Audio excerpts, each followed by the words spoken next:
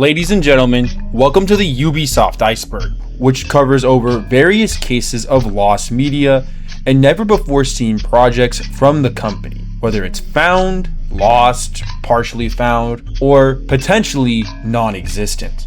And before we begin, I want to give a massive shout out to these lovely individuals right here who not only helped me research this project, pitched the idea, but also are the reason this project is even possible in the first place. I will also be skipping a couple entries on the iceberg, mainly due to either having literally no information or just kind of being a boring port. So we can skip to the fun, meaty stuff. Also, there is a lot of names of stuff I sure as hell butchered, so I am going to severely apologize in advance. And there is one very important thing I'm going to have to ask you to do before we begin. Sit back, relax, look pretty for me, and let's begin. The Ubisoft Iceberg.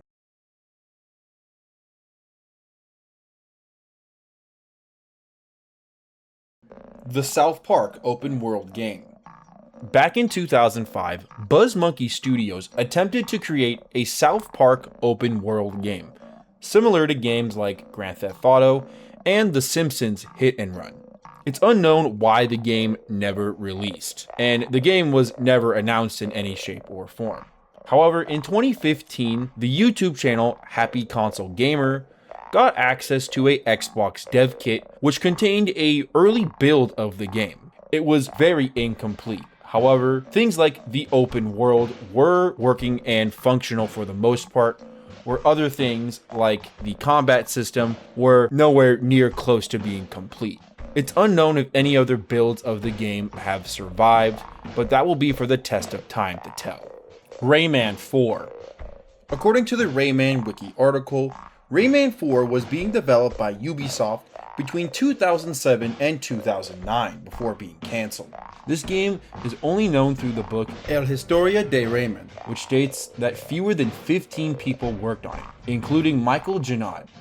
It also mentions that an undiscovered gameplay specifically that would have distinguished the game from the rest of the series, which Janad called very good but extremely complex. While many legacy characters like Rayman and Globox intended to return, there was a new character, a young human girl, who was also planned to be in the game, but her role in the project is entirely unknown.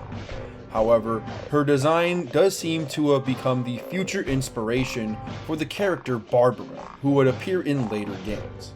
Unfortunately, very little outside of this book exists, and all we have is a couple screenshots of concept art and a picture of Rayman and the character that never was to be. Despite this concept never seeing the light of day and Rayman 4 ultimately being cancelled, there was a prototype that eventually leaked online. However, it's not really known how far in development this made it, what the story was, or how much actually changed.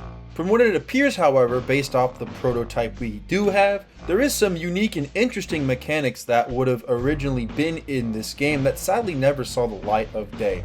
I am curious if there is any other builds out there, but this is pretty interesting nonetheless. Tom Clancy's The Division Heartland. Heartland was planned to be a free-to-play third-person shooter action game developed by Red Storm Entertainment and published by Ubisoft. It was set to be a standalone spin-off from the Division universe. Unlike the first two games in the series, Heartland would have been set in rural America and a fictional town of Silver Creek. The game would have featured two major game modes, the first one being Storm Operations, which was a player versus player environment mode which could support up to 45 players. In this mode, players would fend off against agents from a rogue fiction known as the Vultures while surviving a virus. The second mode, named Exclusion Operations, which was a player versus environment mode in which players could compete and collect loot/gear at launch. The game would have featured three character classes: Weapons Expert, Medic, and Survivalist, and 6 playable characters. In addition, the game would incorporate elements from survival games. For instance, players would need to manage their hydration level. Contamination zones replaced the dark zones from previous games. with their locations always shifting. Players would need to use breathing filters in order to access these areas, but would receive much more valuable loot. The game would also feature a day-night cycle. The artificial intelligence of enemies from the entire game would be more alert at night as well. The game got announced around May of 2021 for the release of multiple platforms of that era, like the PlayStation 4, PlayStation 5, and Xbox One. But after multiple delays, the game was officially announced canceled around May 15th, 2024. Despite never releasing, beta footage and cinematic trailers do still survive to this very day. Attack of the Killer Rabbits from Outer Space. Attack of the Killer Rabbits from Outer Space, which was later retitled to Killer Freaks from Outer Space, was a first-person shooter developed by Ubisoft in 2011. The game was a horror-themed spin-off of the popular Raving Rabbids franchise and was planned to be released for the PlayStation 3, Xbox 360, and Wii U, but was eventually cancelled and rehauled into a Wii U exclusive Zombie U.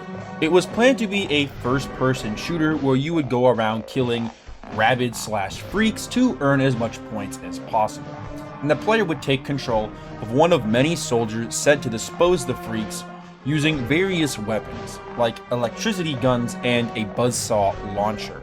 Unfortunately, despite the early footage getting a positive response, the team wasn't satisfied with the development, and one of the major issues being that titular freaks was too small and hard to see, causing players to constantly look towards the ground.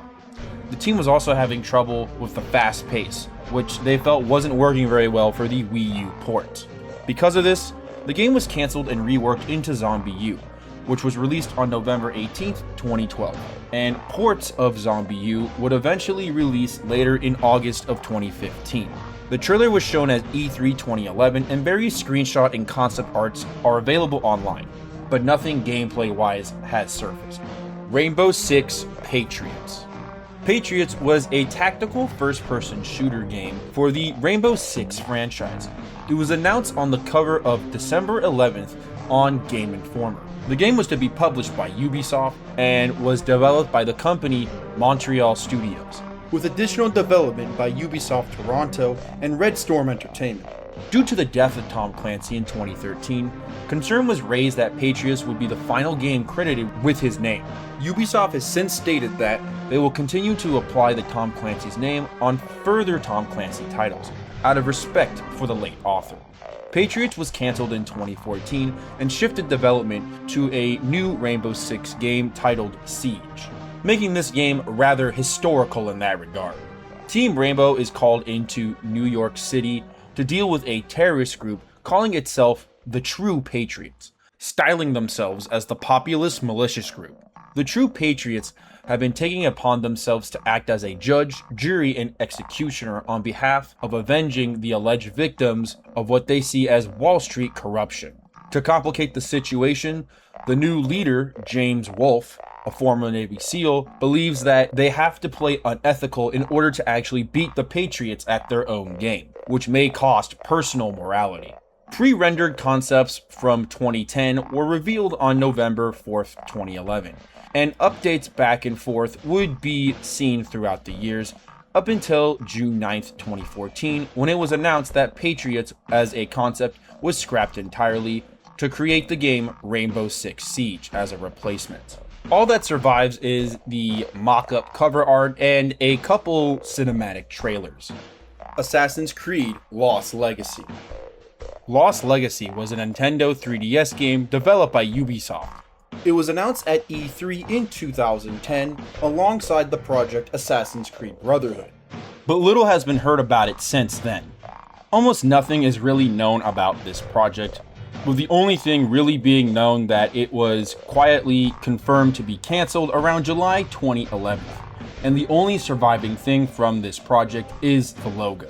Tom Clancy's Splinter Cell Omega Protocol. Omega Protocol was a cancelled Oculus VR game for the Tom Clancy Splinter Cell series. The game was first announced around 2013 in an interview with Scott Lee, who was the art director for Splinter Cell Blacklist. Lee said, "Obviously, we're working very hard on the current gen system, and we're super excited that we are going to be across platforms. For the next gen, there are a lot of plans in the works. Obviously, we can't talk about that at the moment, but I can definitely look forward to seeing Sam in new adventures, bigger and better as we go along. Sam will be back." After years of being discussed throughout the years, it was unfortunately cancelled in 2022 alongside the project Ghost Recon Frontline. Rayman for the SNES. Before being developed for the Atari Jaguar, Sony PlayStation, Sega Saturn, and PC, the original game was actually planned for the SNES. Information regarding this early version comes from the Pix and Love article scans from the Bible of Game Design in the book El Historia de Rayman, and from Michael Ansel himself, who shared an early ROM of the prototype. The plot also appeared to have been different from what was actually released. The prototype version followed Jimmy, a boy who created a world on his computer called Here It's Cool. When Here It's Cool becomes infected by a virus, Jimmy enters his virtual world to take the persona of Rayman in order to defeat the virus. It still remains unknown if later prototypes will be discovered, showcasing the other levels. Tom Clancy's Ghost Recon Frontline. Frontline was planned to be a live service, first-person, massive, multiplayer online PvP class battle royale game, that was a whole mouthful, which was announced in October of 2021, but would be cancelled around July 21st, 2022. While the exact reason for its cancellation isn't known, the writing on the wall really boils down to the first trailer that was posted on YouTube by Ubisoft, showcasing and announcing the game for the first time.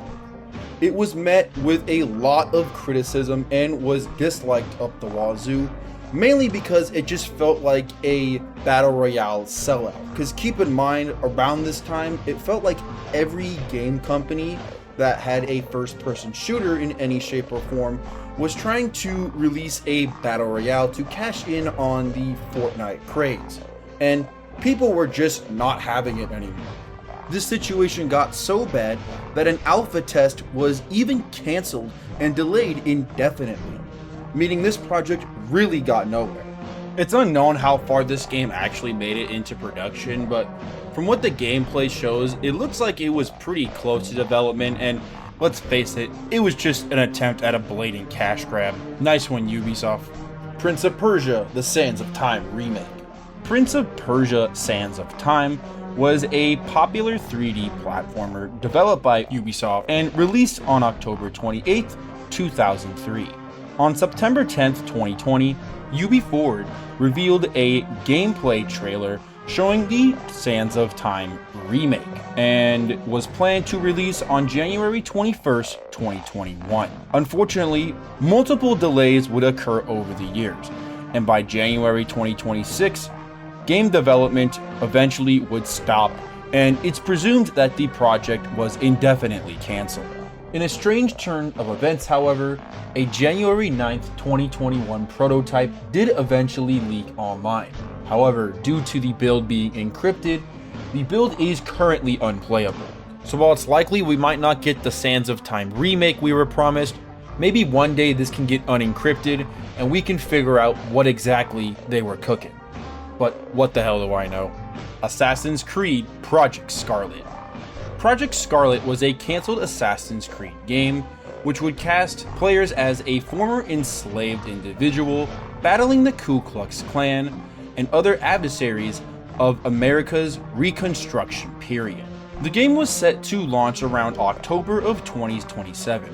However, due to political uncertainties of the time period, the project was quietly cancelled around July of 2024. Very little is known about this project, besides a few articles explaining the premise and the cancellation of it. Far Cry Zeta. Very little is known about this project, and it's not really known if it actually existed or not. All that we know is that it was a cancelled post-apocalyptic Far Cry game, which was worked around 2016 to 2017. It's rumored that the project eventually turned into Far Cry 5, which actually happened to Far Cry 4, which was originally titled Far Cry Chronicles. All that survives is a handful of screenshots and concept artwork. The Rayman 2 2D prototype. Before Rayman 2 was released as a 3D platformer, it was originally going to be another 2D title similar to the original game. The plot was fairly similar to the final game with a small little bit of differences. For example, Mr. Dark has been defeated and has vanished from Rayman's island. Then, evil robotic invaders from space arrive, and Rayman has to defeat these invaders while rescuing his friends from imprisonment. One character who was imprisoned by the robots was Balita the Fairy. The robots plan to convert the entire planet into a cold ball of metal. And a character named the Chief, similar to the design of the General, would have involved in the game's story and would have probably played a much larger role than the General in the final version. It's been speculated that he was going to be the game's villain and was replaced by Razorbeard in the final game. All the characters would have been limbless. Balita and quite possibly other characters from the original Rayman would have returned, and a few friends would have also appeared to aid him. Strangely, in the 3D Sony PlayStation version of Rayman 2, the player can actually unlock a single level from the long-lost, cancelled 2D version of Rayman 2. However, outside of this unlockable level, a couple of screenshots and things found in other prototypes, very little has survived from the 2D version of Rayman. Sundown. Very little is known about this project, but what we do know according to the Wikipedia article is that it was in development by Terminal Reality for the PlayStation 3 and Xbox 360, and it was also co-developed by Guillermo del Toro, who is famous for things like the Hellboy movie franchise and does amazing special effects work. The gameplay would have been similar to things like Left 4 Dead as an example, kind of another zombie apocalypse outbreak game. Because of this lack of information, little survives in terms of what the game was about or anything at all. Just Dance beta dances. This one I'm unfortunately going to have to summarize very briefly as it would take way too long to kind of go through everything, but the Just Dance franchise is a long-lasting franchise and the video game staple for music videos and dancing, if you will. Which is a surprise to no one who's probably clicked on this video, to be honest. Due to the long-lasting history of the Just Dance franchise, there is of course a large, and I mean very large, plethora of unreleased songs and beta versions of songs that were later altered later in development. One example is the Smurf Dance Party, which consists of a couple minor differences from the actual version that was released, along with some stuff that was found in the game files. You can apply this to a lot of other cut content, so I'll show a picture of kind of what's available or known on the wiki, and of course the Iceberg itself will have a link to this link so you can kind of check out everything for yourself. But for the sake of time, let's move on. The early versions of South Park Fractured But Whole. This is another one that's unfortunately going to have to be quite summarized as it is a rather complicated and rocky situation, if you will. But when South Park Stick of Truth was released and successful, there was plans to develop a second game, Fractured But Whole. But in short, the game kind of went through a bit of a development hell. For example, the engines being used were designed for 3D environments and not 2D animation, which is what South Park entirely is, and they did a pretty good job of emulating that despite the difficulties.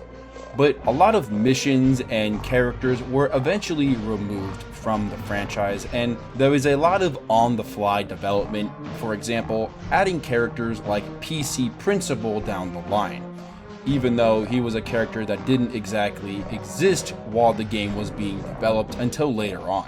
Despite the hardships this game went through during development, it would eventually release and be successful. I'm aware that this is rather a gross simplification of what was going on in the development, so if you want to take a look at the wiki article without going to any links, Here's a screenshot of the development section on the Wikipedia, so you can read it in more detail yourself. The Splinter Cell movie. Around a decade after the Tom Clancy Splinter Cell game was released, there was plans to have a movie based off this very specific game. Very little about the story and plotline of the movie are known.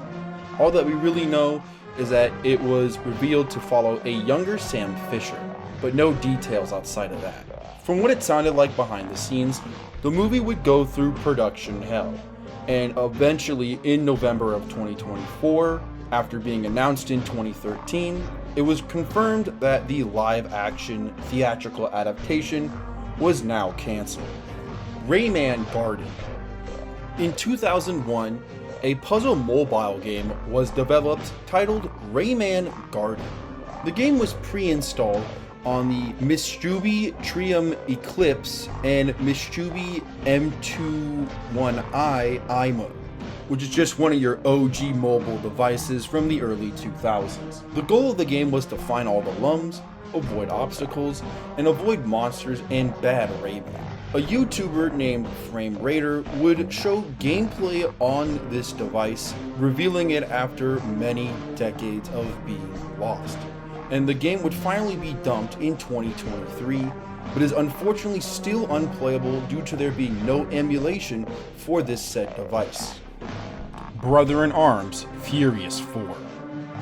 Later called Furious 4, was going to be a first-person shooter game developed by Gearbox Software, and was revealed by Ubisoft in 2011, and was going to be an additional entry to the Brother in Arms series. The title would eventually become an independent intellectual property from Gearbox Software. The project ultimately became cancelled around July of 2015, with many gameplay elements being transferred into the project Battleborn. The story was to remain around World War II, but more after the events of Hitler in Germany. The four protagonists, Chalk, a Native American soldier who uses hatchets to dispatch enemies, Montana, a large lumberjack turned Nazi slayer who wields a machine gun, Crockett, a Texas native who uses cattle iron to brand fallen enemies, and Stitch, a mentally unstable Irishman who shocks enemies with custom-made tasers. Even though Battleborn kind of became its own hero shooter slop mess, it was probably the right decision regardless, as the Brother in Arms franchise was very well known for being historically accurate, which this game, Furious 4, was kind of leaning away from, which could have been very risky for the franchise and development studio. In short, it was kind of like a pick your poison kind of situation. Prince of Persia Redemption. Prince of Persia Redemption was a 2010 to 2011 pitch that was never picked up. All that is known to have been made for this game was the pitch, which showed pre-rendered graphics, which are always misleading when it comes to what they're showing off and what was actually capable of happening in the actual game if it were to have released. Besides what's seen on the wiki, very little has survived from Prince of Persia Redemption. Watch Dogs Battle Royale. In an article from Gaming Bible, there was rumors of a Watch Dogs Battle Royale being in development around the mid-2020s. However, there is no evidence to suggest that this was actually coming to fruition or was anything that would have actually have been revealed, especially considering the previous mentioned Tom Clancy's Ghost Recon Royale slop that was received horribly. And considering the backlash that game got in, it's no surprise that something like this never saw the light of day, or is even past the concept phase, to be honest. Watch Dogs E3 2012 demo. This one isn't on the Iceberg, believe it or not, and technically wasn't ever a case of lost media, as I think it was found well before lost media got popular, but it's definitely worth mentioning because it is a very famous case of, Ubisoft pulling off what you'll see throughout this Iceberg from time to time. But if you ask me, what is the most famous example of E3 trailer looks way better than what the actual retail game was? Hands down, it would have to be Watch Dogs. I remember when this controversy first happened, as it was kind of a unique situation, and you would think it would be something that would never happen again. But as the years go by, it seems to be a rather common practice these days, or seen a lot more than we really wish we did. Thankfully though, this story does have a happy ending, as data miners and modders were able to make a mod for Watch Dogs, allowing you to use the true E3 2012 graphics in your retail copy. And while this is a massive W for the community, it does beg two questions. A, would the beta version that was showcased at E3 2012 have many more differences? And B, if it was clearly possible to use the 2012 graphics, why didn't Ubisoft just do it? It makes no sense. Clearly the assets and data are right there in the game files. Why would they just switch it off like that? There is actually an answer to that second question, as the game wasn't really ready for the future generation that was about to come out, which at the time was the Xbox One and PS4. So they just decided to downgrade everything and keep it a fair playing field, I guess, which was kind of a fatal mistake if you ask me, as this is one of the most controversial graphical downgrades in gaming history.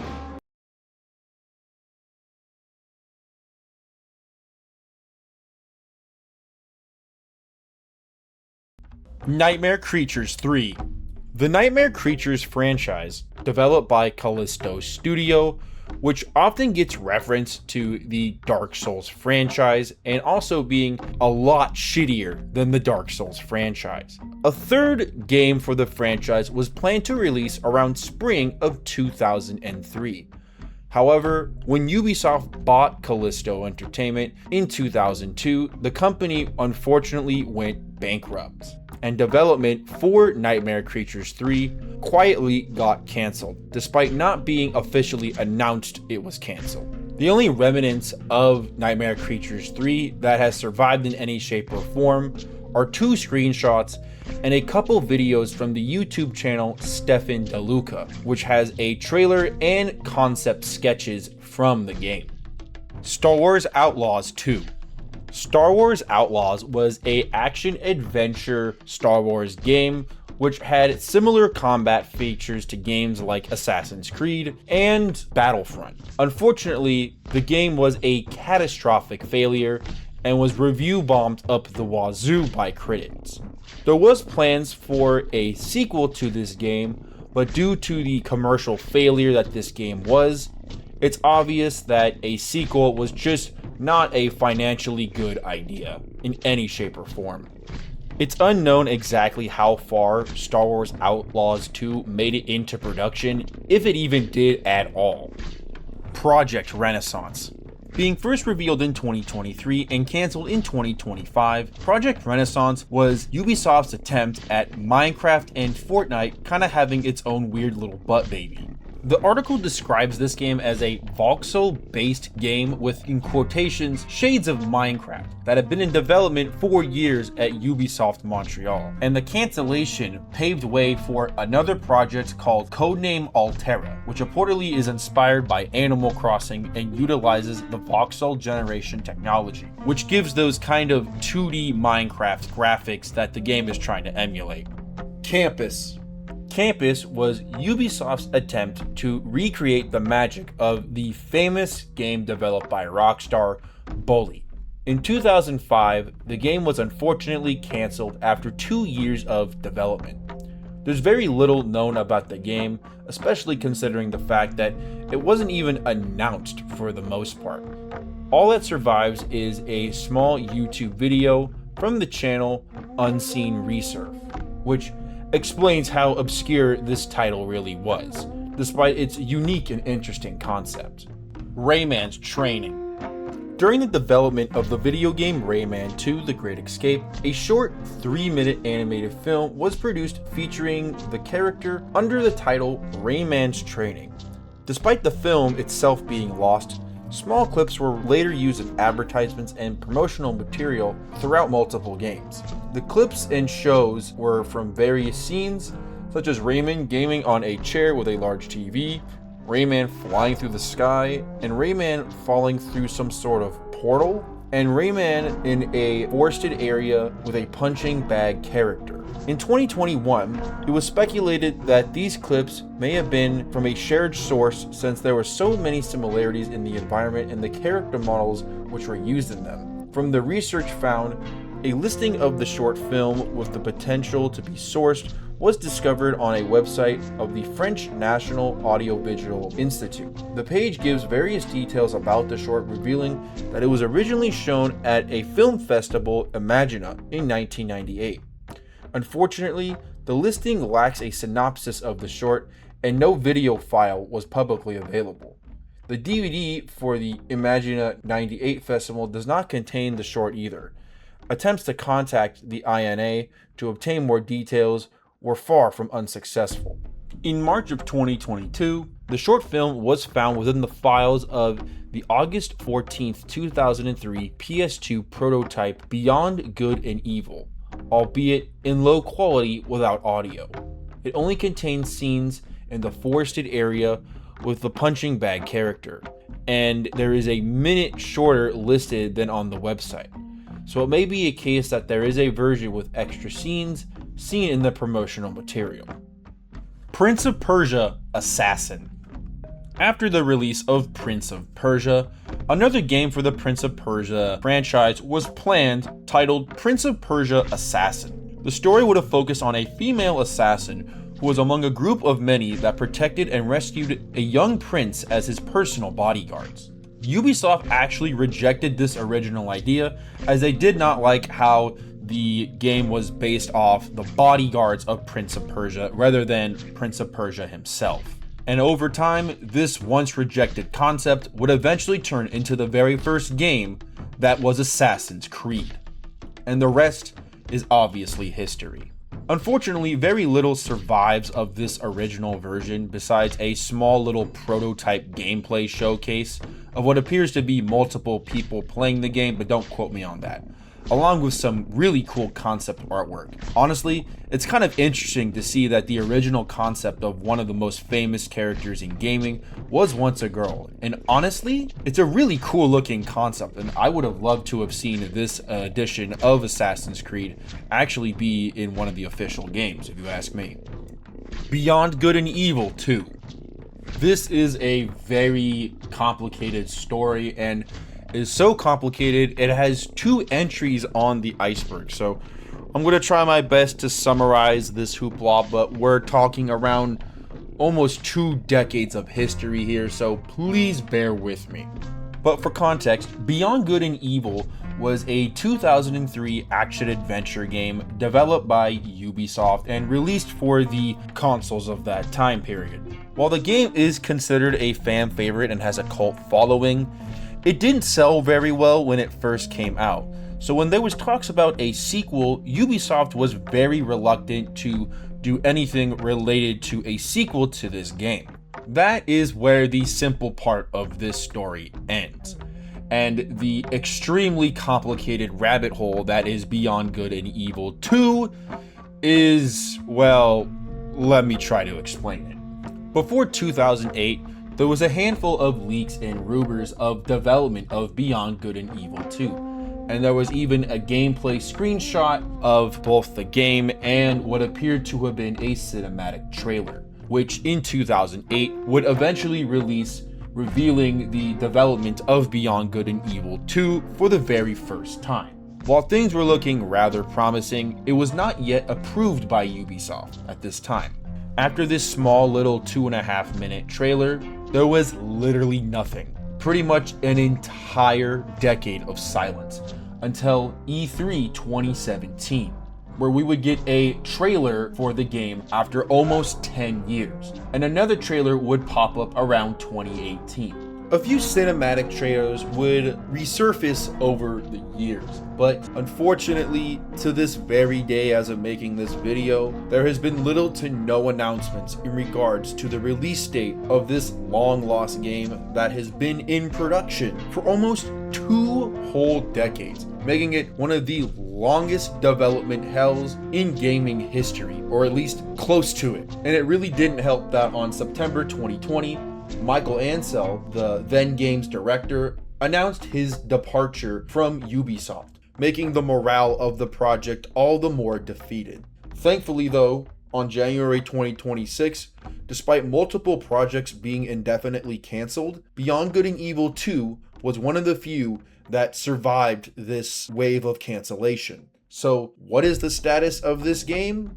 It's not really known, and I am sure it's on a back burner of some kind, if it has taken quite literally 17 years to get to where we are today. And if you're curious why there is 2 entries for this very specific title, it's because the game has been in development for so long that multiple generations of consoles have obviously came and went during this 17-year period. So there are multiple completely different versions of this long lost game, which will likely never see the light of day if we can even get a proper release for this very specific game.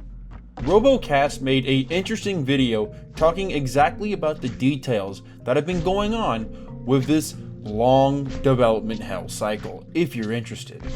Killing Day. Very little is known about this lost title, but what Unseen64 states, Killing Day was a first-person shooter being designed for the Xbox 360 and PS3.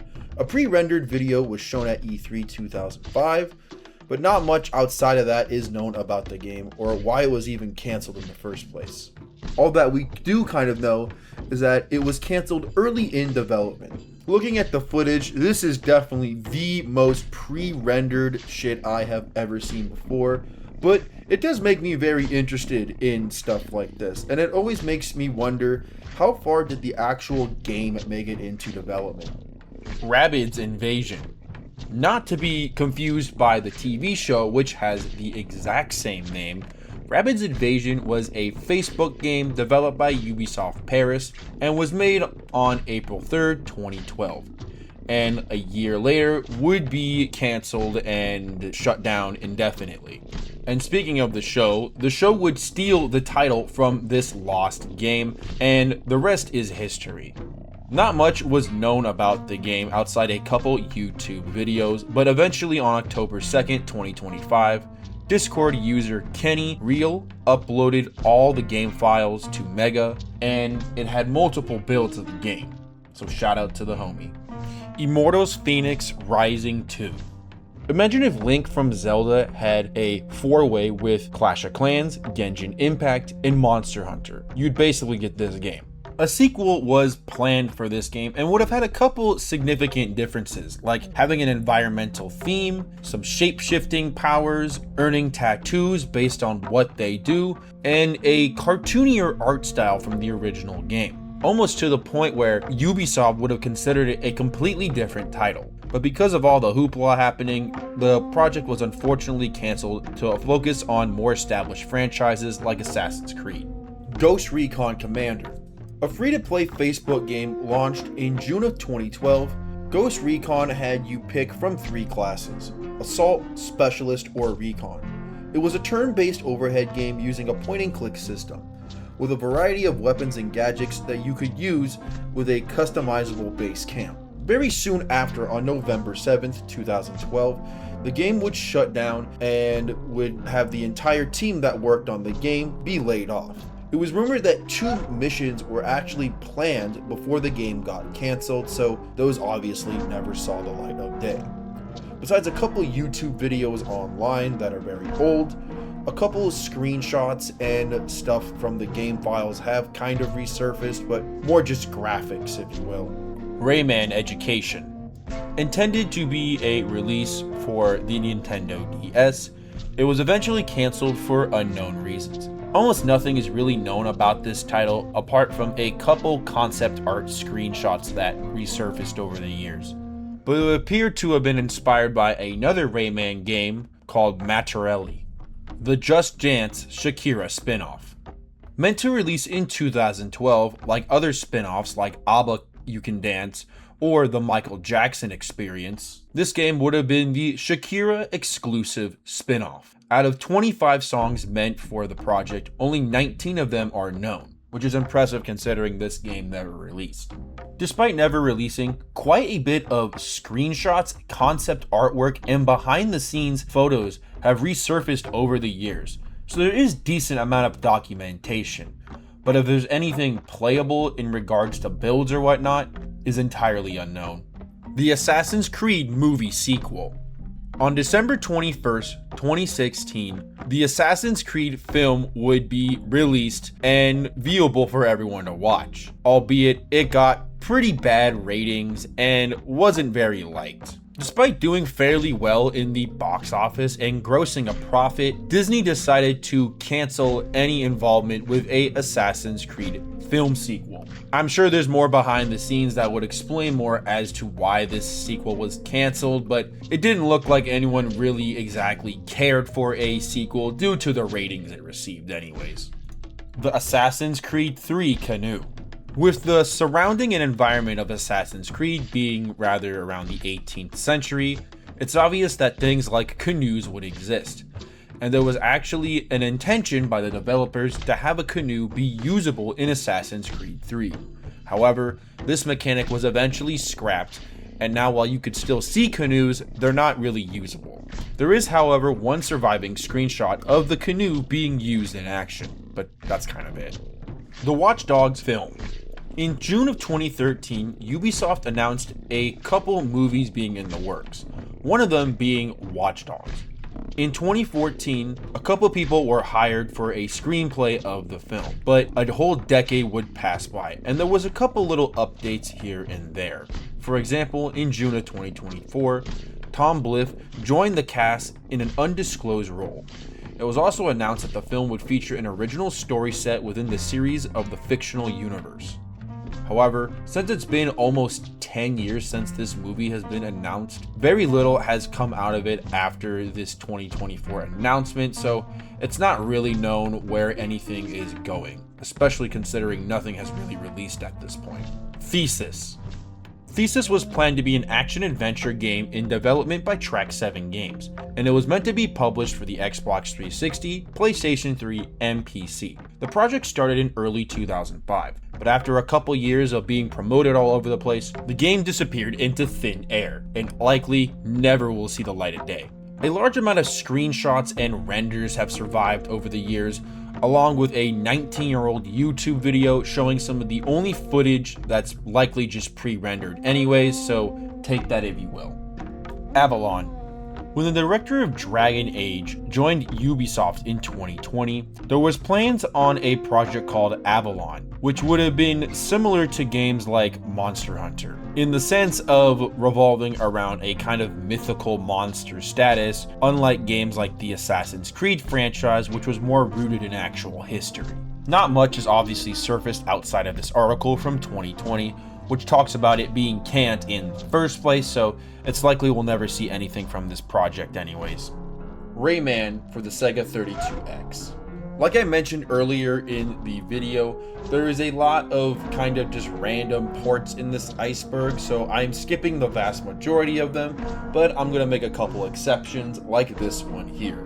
That being, the original Rayman 2D game was planned to have a Sega 32X port like the SNES version. However, this 32X port was rather similar to what was actually released, and it did have an E3 1995 booth. However, outside of this 1995 booth from E3, little to nothing has survived besides a couple screenshots and Game Magazine articles. Rabbids theatrical movie.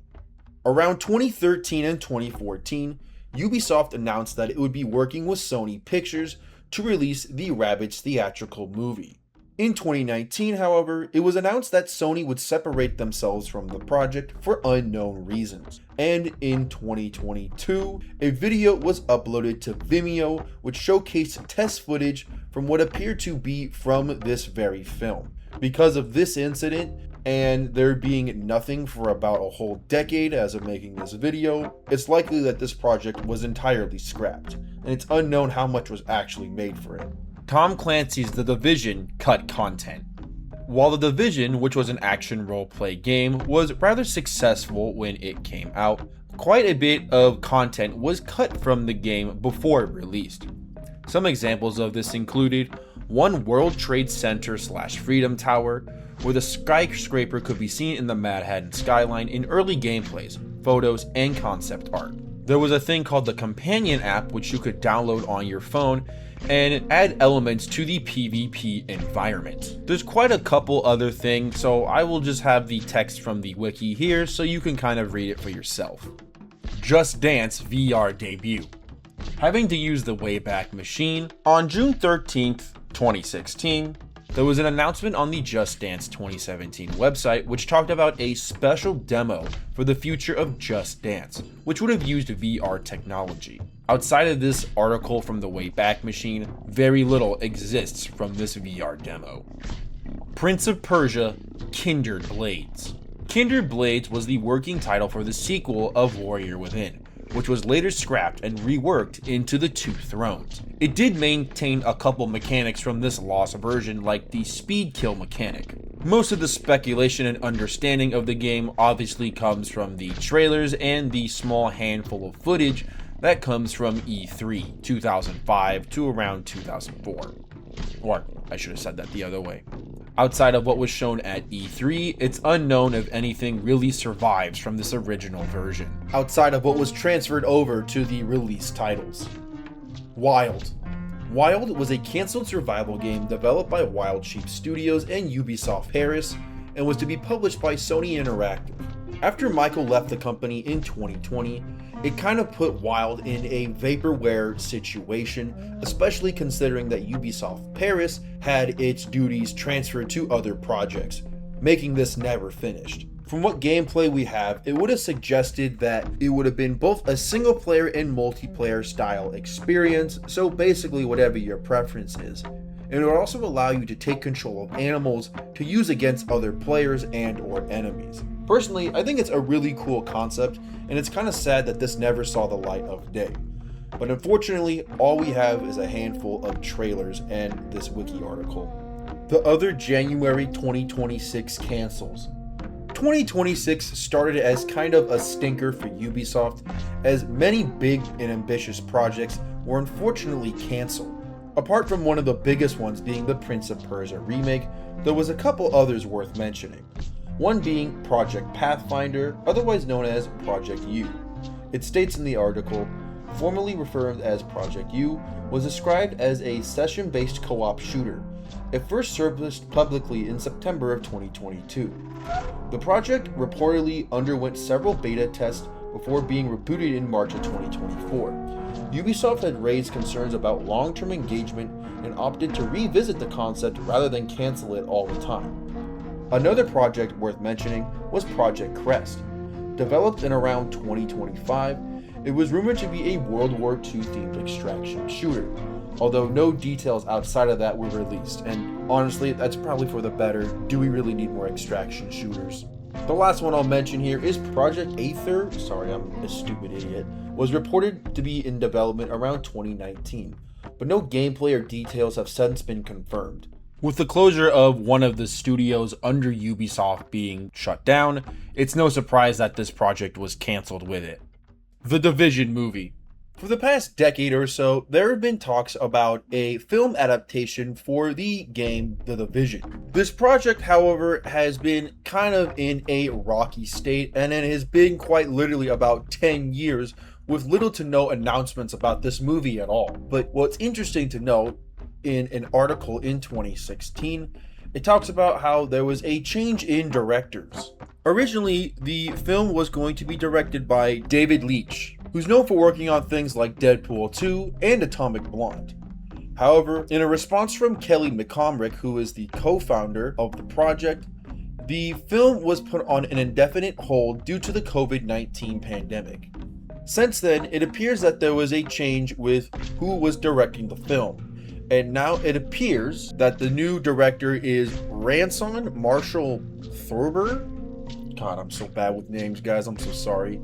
Who is known for Red Notice and Skyscraper. It's unknown if this project will ever actually see the light of day, and when a film project goes for this long, you have to start asking questions, especially pre-pandemic. Tom Clancy's Splinter Cell Conviction.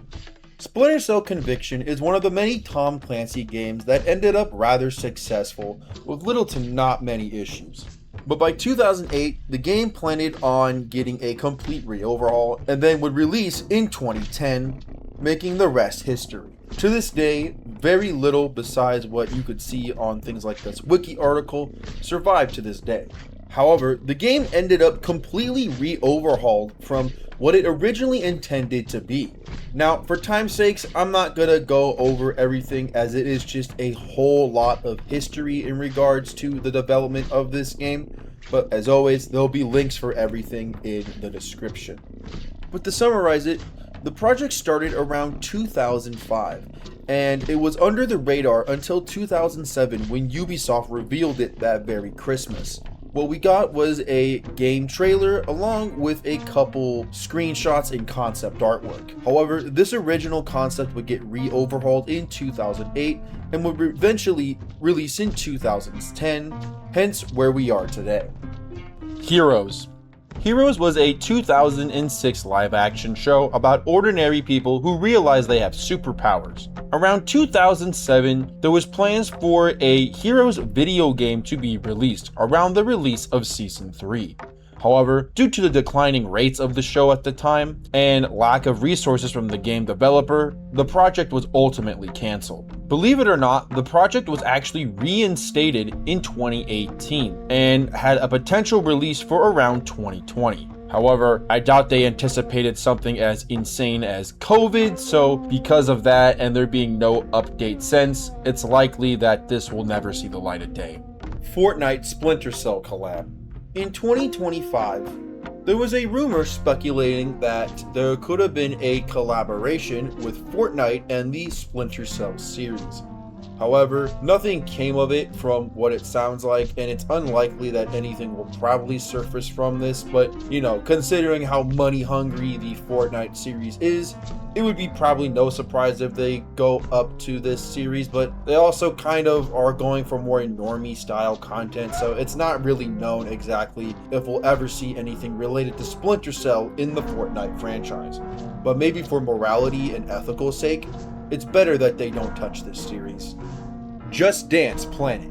Just Dance Planet was a website where you could vote on Just Create choreographs, allowing you to vote on specific songs and choreographs and see the updated status to see whether they would actually win or not. Unfortunately, this website has been taken down, and not much unfortunately survived after it was taken down. All that kind of survives is a Just Dance Planet YouTube channel and a handful of YouTube videos, but it's unknown if they're directly related to the website. And it appears that the website itself was never archived in any shape or form.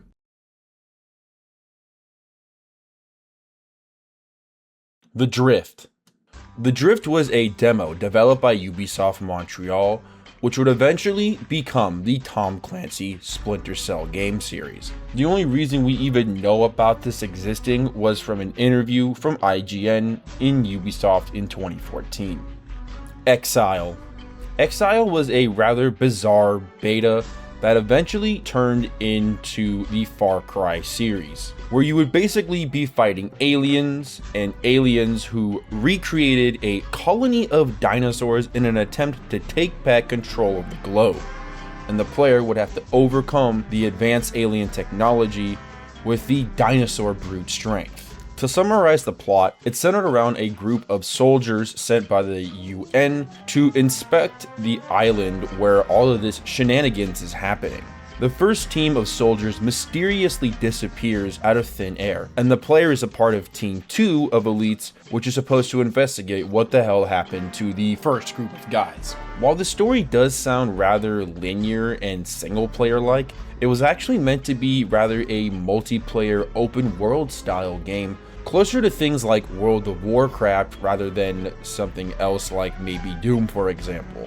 It's not entirely known how many demos were exactly made for this lost version of Far Cry. However, a modder named Far Out actually got his hands on a E3 2002 demo copy and has been currently working on a restoration project to restore this long lost prototype version of Far Cry.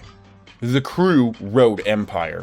Based off the PC title The Crew, Road Empire was a iOS mobile app game designed around the Crew game. So basically, if they turned that game into an iPhone game with like Ubisoft monetization, you get the point. It was eventually delisted, and while we do have a couple screenshots and whatnot, this game is not available to download anymore. Although I don't know if we're missing out too much, to be honest, considering it's just an iPhone game, but what the heck do I know? Although it is interesting to note when it comes to trivia on the wiki, it states that the contract maps included cities and towns that weren't found in the Crew's US map. Project Pioneer. Now this is an extremely interesting situation of lost media. But basically, if you play Watch Dogs 2, there's a special segment, little Easter egg in the game, where you can hack quote-unquote fake Ubisoft. And by succeeding in hacking them, you get a trailer for what appears to be a completely unannounced, never-before-seen game known as Project Pioneer, which was supposed to be kind of a peaceful space explorer game. Outside of this weird little trailer and a couple interviews here and there, very little is known about this title, and literally the only visuals we have ever gotten are from this quote-unquote teaser that was in Watch Dogs 2. Although it has been confirmed from what we know that the project is no longer being worked on, and it's likely that we will never see anything come out of this game again, although lost media is sure as hell interesting at times.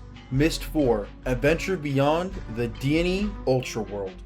Not to be confused with the actual released Myst 4 Revelation, this version was a cancelled version from the Myst franchise that was originally being developed by Dreamforge Entertainment, known for Sanitarium. After Saya moved away from sequels following Ribbon, the sequel to Myst, the later Myst titles were outsourced. Presto Studios made Myst 3 Exile, while Dreamforge worked on about 2 years on the fourth game titled Adventure Beyond and D&E Ultra World. After the rights shifted to Ubisoft, the project was cancelled even though it was partially complete, and Ubisoft restarted development internally, leading to Myst 4 Revelation. Dreamforge would later shut down. The game had a similar story to Revelation, involving many of the legacy characters returning. It used real 3D graphics instead of pre-rendered scenes, and planned several ages, including Tomahawk and a water-based Roman-style world called Cascade. Other ideas included an icy region and a giant tree environment. Although unfinished, screenshots and a prototype footage were later preserved online. Outside of footage and the screenshots we have, little has surfaced from this lost variant of Myst 4. Michael Jackson. This one's vague because this is another two-timer, and unfortunately there's only a little bit of information on each of these entries. But the first one, the Michael Jackson Experience, released on November 23rd, 2010 for the Wii, PlayStation 3, Xbox 360, and PlayStation Portable. However, there is a small little YouTube video in one of the Michael Jackson Experience trailers showcasing the PC port, which never saw the light of day. Honestly, the only thing we're really missing are like the graphics here, so there's really not too much going on here, to be honest. Interestingly as well, there is also a lost iPhone version of this game, which is very different from the classic Michael Jackson Experience versions that are available, along with the PC version. While there is footage of this one online as it did release, or at least a lot more footage, there is no known released builds of this version online that I can see, so if you do know of a place to find a dumped version of this lost iPhone version, let us know in the comments below. Rayman 3 Hoodlum Havoc. In March 20th of 2021, a lost prototype version of Rayman 3 was dumped online, and I had a few interesting things about it. Firstly, it was an E3 2002 build, a year before the full actual game released, and it does have a couple differences. The first being, it was a demo version of the game with 4 levels and a trailer. The levels being Bad Sauce, Highland Drifters, Special Invaders, and Dangerous Game. Pressing L2 plus R2 with the D-pad up will warp you to the next section of the level. Other than that, pretty cool and interesting find, and it's always fun to see this stuff eventually get found online, even if it's a small little thing like this. Rayman Adventures. To put it simply, Rayman Adventures was basically the mobile iOS Apple TV version of Rayman Legends, using pretty much the exact same graphics and very similar gameplay. It had a very long lifespan, starting in 2015 and eventually going out of service in 2023. Due to it requiring an internet connection and connection to a server, it's almost impossible to access any of the content these days, which is the sad reality for the vast majority of iPhone games of this era, especially when they're server reliant. Due to the long-lasting life of this iPhone game, it was very well documented, and thankfully there are tons of YouTube videos and assets that were ripped throughout the years. But in terms of anything being playable, it's not entirely certain at this given moment. Rainbow Six Siege Flubber. Flubber, also known as Patcher, was a scrapped Rainbow Six Siege Defender concept where the defender could shoot green stacks of goo and would be able to enhance and repair areas of the map, like the vast majority of defenders do in Rainbow Six Siege. While being developed in 2017, this Flubber character was eventually turned into the defender Azami. While Azami is a completely different design from what Flubber would have probably been, you can see some of these kind of scrap remnants in her playstyle. Specifically when she throws an ice block to block out a opened window or something. That probably would have originally been like goo or something. So that was probably a good change on Ubisoft's part. Especially considering Azami is considered one of the most popular characters in Rainbow Six. So this was definitely the call. Always go with Ninja when you're thinking about goo, guys. Along with Globber, another character got cancelled called Patcher. Patcher was going to be like a ranged castle in quotations, and as it states in the article, you would essentially shoot castle barricades at windows and doors, and on reinforced double walls as well. The reason Patcher never happened, as it was explained, is because we couldn't find a great way to make it feel really unique and stand out versus what Castle was doing before. Outside of this article right here, very little survives in terms of these two long-lost prototype characters. The Solid Snake cardboard box. In March 3rd of 2026, Solid Snake was added as a playable character to Rainbow Six. But did you know that the cardboard box, the famous one from the Metal Gear franchise, was going to be added as a feature along with Snake? It was cut due to the fact that it would have just been way too predictable. You gotta understand, Rainbow Six is a very competitive and sweaty game. And like they say in the IGN interview, these guys know every inch of the map. And then a cardboard box just appears out of nowhere. They're gonna see that like a sore thumb and absolutely gun the fuck out of you. So it's kind of obvious why the cardboard box sadly couldn't make it into Rainbow Six. Ace of Spades. Very little is known about this project other than it being released in 2004 and in PlayStation 2. Also the fact that a prototype was made for an internal pitch, but the project never finished for unknown reasons. It would appear to have been some kind of 3D third-person shooter style game, similar to things like Gears of War. Unfortunately, due to the small amount of photos we have, there's not too much we can work off of, or if there was anything interesting or innovative with this project. Unfortunately, we'll probably never see the light of day on this one. Zombie U 2. After Attack of the Killer Rabbids from Outer Space clearly wasn't going to happen, Zombie U would take that place, albeit at rather mediocre ratings. A sequel was actually planned for this game, and would have also allegedly included multiplayer as well. Unfortunately, however, this second version in the franchise didn't make it very far and never saw the light of day. The Just Dance 2016 and Unlimited prototype beta builds. Just Dance 2016 and Just Dance Unlimited were kind of just typical releases of the Just Dance franchise, with Just Dance Unlimited being kind of the subscription service of Just Dance. However, the beta builds of these games had a lot of weird differences and even musical anomalies in them. For example, there was supposed to be a favorites section, similar to Just Dance Now, which was added 2 years later. So they kind of removed this feature and decided to bring it back later, which I guess is kind of weird, but whatever. Even more weird, the cover shown in the Katy Perry playlist was different from the final version. Some songs that were seen in the E3 2015 beta build were not released in the main release. Some were released a month later after launch, and others are not available in the game until now. Dark Horse was seen in the Katy Perry playlist despite not being featured in the final version. It was later released on October 29th, 2020. Some files of this build were found in archives for the PlayStation 4 version. Despite this beta version of Just Dance 2016 and Unlimited are both lost. However, there is a couple screenshots of thumbnails of songs that have survived, although it's not really known exactly what songs they're related to from what it looks like. The Real Steel 2 2007 beta. Real Steel 2 was an action hack-and-slash first-person shooter developed by Ubisoft Paris and released in March 23, 2010 in North America. But what few people know is that there was an original version that was made around 2007 that was eventually scrapped, with the project being entirely re-overhauled years later, eventually releasing in 2010.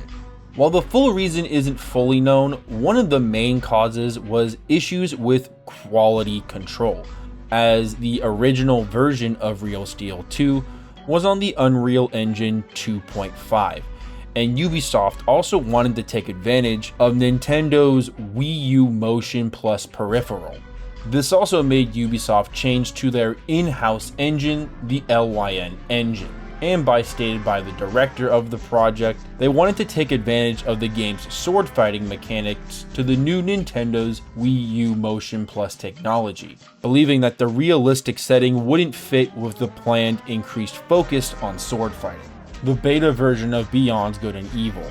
Before Beyond Good and Evil released, we're talking the actual first game that actually released, not the one that has been in the 17-year production hell. A beta version of this game had a trailer revealed for it. This version actually had quite a bit of significant differences, like the main character looking completely different, complete enemies that were never seen in the final game, along with areas that were also never seen. Unfortunately, there's very little about this prototype outside of what is seen really on Unseen 64. The Far Cry 4 E3 2014 cut mission. Far Cry 4 is a rather successful game in the franchise of the Far Cry series, which is all about the open world FPS lifestyle. However, in one of the first hands-on experiences anyone in the public ever was allowed to play Far Cry 4, they played a mission that was completely cut from the actual released retail game. Not only is this special mission that was only in the E3 2014 demo cut, but it appears that the area that this mission took place in was also not seen anywhere else in the final version of the game. And in classic Ubisoft fashion, this E3 2014 demo of course looks better than what you can get in the retail release of Far Cry 4. But hey, this is a Ubisoft Iceberg, so do I really need to explain that one to you guys? Ominously, there's a YouTube channel called Anthony, in quotations, Far Cry Beta Nerd, who appears to have actually been able to play this long-lost demo years after the fact. It also looks like he has a lot more free range than what people were able to do when they actually got to play this lost demo way back in 2014. But what do you guys think? Especially the people who have actually played Far Cry 4, because I hate to say it, I've never played this game myself, so I wouldn't fully know to be 100%. So if you've actually played Far Cry 4, is this actually the case, or does this look like a mod to you guys? This apparently was on a PS4 from what a Reddit post says, but don't fully quote me on it. This is Reddit after all we're talking here, and a random YouTube video. So let me know what you guys think in the comments, or what is exactly going on here. And also, how exactly did they get their hands on this lost build? Assassin's Creed Blood Sale. Bloodsail was supposed to be a 3D action RPG game for mobile platforms from Ubisoft China and V-Game Studios, mainly for the Chinese market of course. It was announced at China Joy at 2016 Expo, but no updates after that, and the game just entered vaporware status. Basically meaning it's not cancelled, but no updates, and considering it's been probably over a decade since this was announced, it's likely that this game is just cancelled and they're just not doing anything about it. While there's not much outside of a couple screenshots, what we do know is that the game would have been related to kind of the golden age of piracy in the Caribbean, exploring areas like the Havana and Nassau, and encountering characters from Assassin's Creed Black Flag. As of 2021, it's reported to still be in development, but if this really were to release now, would anyone actually play it? Honestly, I think this should probably get canceled at this point. Good luck trying to compete in this market of all the markets, good lordy. Speaking of mobile ports, I didn't think this one was worth its own kind of section, but I'll just include it here with Bloodsail. There was another mobile game called Assassin's Creed Utopia, which would have been kind of the same thing, but for the Japanese audience and a different theme. More focusing on colonial expansion into the Americas rather than being kind of like the pirate type vibe. And unlike the Chinese one, which was trying to focus around Assassin's Creed 4, this one was trying to work more around Assassin's Creed 3. But unlike Bloodsail, we actually do have not only concept art, but also a couple gameplay screenshots of this game. But to be honest, I don't know if we're missing out too much on this one. The last fun little one I'll throw in here, since we're talking about mobile games, is Assassin's Creed Online Alliance, which basically would have been a mobile PvP Assassin's Creed game.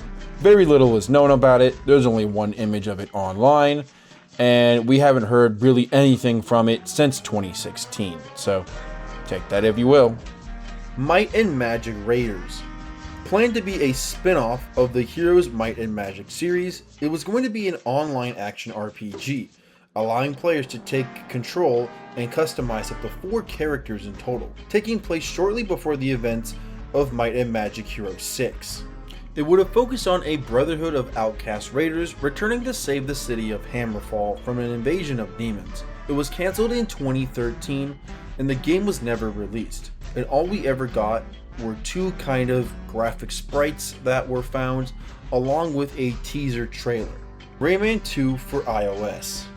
This port was basically the Dreamcast version of the game, but for iOS devices. It was published on the App Store in 2013 and was removed for unknown reasons. But this was the case for many classic games that got converted into an iPhone release. They got removed sometime around the 2010s, specifically when the infamous iOS 11 update happened, which, if you don't know, basically forced every application on your iOS device to become a 64-bit iOS app instead of 32-bit, which is what the vast majority of classic games are on. Hence, none of them got re-updated to 64-bit, hence why a large list of them are lost to this very day. But what's extra weird about this Rayman iOS port, or this classic game port of all of them, is that in the free version of the mobile game, an extra option was made available in the main menu. It was a mini game that was ported from the original Dreamcast version called Lift, with the objective being to swing up and collect 20 red lungs. Oddly enough, this iOS port of the minigame was not included in the full version of the game, which is very odd if you ask me. For many years, there were only 2 screenshots of this minigame, and nothing was really made available of it, and it was unknown why it was cut from the final release. However, in April 9th of 2023, the Internet Archive user iCup321, great name, uploaded the IPA file, rendering the minigame as finally found. Just Dance Creativity Workshop. During the production of Just Dance 2015, 5 unique routines were developed using experimental styles and techniques. These were meant to be featured in Just Dance 2015, however, they were unfortunately scrapped and reworked into other routines. The 5 workshop songs included Paint, Real, screen, edit, and live. Even though these never made it into an actual game, these are kind of partially found in a way, as tidbits and clips have resurfaced from trailers and whatnot over the years, along with screenshots. So we do know what all of them would have looked like, but in terms of what the full dance routine and stuff would be, that's entirely unknown at this moment. Or not entirely, but partially not known at least. It's also not entirely known if this was ever used in any prototype or beta versions of the 2015 Just Dance game, but that's probably a bit of a stretch if you ask me. Tom Clancy's Ghost Recon Breakpoint: Blind Prophets. Breakpoint was a 5-part comic book series about the world's most elite special forces, the Ghosts, the protagonists of Tom Clancy's Ghost Recon military tactical shooter video games by Ubisoft Entertainment. 3 issues of this comic book series were released, but got really bad reception. The reception was so bad, as a matter of fact, that Part 4 and 5 never released, and on top of that, the ones that were released, 1 through 3, got wiped off the face of the internet. And now all that survives from this comic book series are a handful of stills from the comic books. Guerrilla Nation. Very, very little is known about this project, and it really doesn't help that the only existence of this project comes from this extremely obscure YouTube video, which clearly shows pre-rendered footage which is not even close to what any game back in the day would have been possibly capable of, at least from an animation standpoint. However, the game appears to be a kind of robot apocalypse type scenario, where you play as a human running away and fighting evil robots, which I guess maybe are the gorillas, but there's like little to nothing on this game. I don't even know where the name Guerrilla Nation actually comes from, so, bear with me here. This is an extremely obscure title, but this 46-second test demo pre-rendered clip is interesting nonetheless. Assassin's Creed: Da Vinci's Workshop. Da Vinci's Workshop was a game that was developed by Ubisoft in conjunction with NHTV University. Outside of that, very little has been revealed about the project, except that it had development around 2017, and that the project was led by Tim Van Can. There was apparently no plans for distribution in any shape or form. Because of that, it's likely that this project will never see the light of day. And all that we really have is this kind of title card screenshot, which I don't even know if it's directly related to this project. But we do know it exists, but yeah, it's probably unlikely we'll ever see this one, to be honest. Canaan, also known as Chaos, was a canceled first to third person open world shooter that was developed by Agronaut Games in the late 90s. It had a rather interesting story, as it was rediscovered in 2016 despite many of Agronaut's games being known as lost or missing or unreleased in some shape or form. So this one slipping from the cracks was a treat, to say the least. And for cherry on top, it had open world environments and anthropomorphic animal enemies, as noticed by Ross Sillyfin. Most of the details we have come from Edge magazine in the September 1998 issue. Outside of that, however, all we have are a handful of screenshots and a 23-second video showcasing a very tiny amount of gameplay. And like with Exile, which we talked about earlier in this Iceberg, also has kind of a prototype restoration project for it that's been ongoing for the past couple years. They've done some really cool stuff from what it seems, but it's not fully known from what the article says whether this is an actual prototype of the game or assets being taken from other prototypes to make the game. Because, companies, developers like to reuse assets, so I think that's kind of what's happening here, but don't quote me on it. Article is, of course, in the Iceberg if you're curious. Harpoon 4. The Harpoon series was a series of realistic air and naval computer war games based upon Larry Bond's miniature games of the exact same name. A 4th installment was planned for this series, but was unfortunately cancelled, and talked about in an article from 2003 on the Wayback Machine. It apparently wasn't meeting its goal, according to Tony Lee, the vice president of marketing. And also in quotations, in our judgment, the product quality could never reach the level that meets or exceeds consumer expectations. Just looking at some of the gameplay here, I'm not sure exactly how you can innovate or add too much to this kind of computer simulator style game, but I could be wrong. But I see where they're coming from in this regard. I've never even heard of anything like this, so it was probably a good move not to invest a bunch of money in a project no one was going to really know about. D-Jump.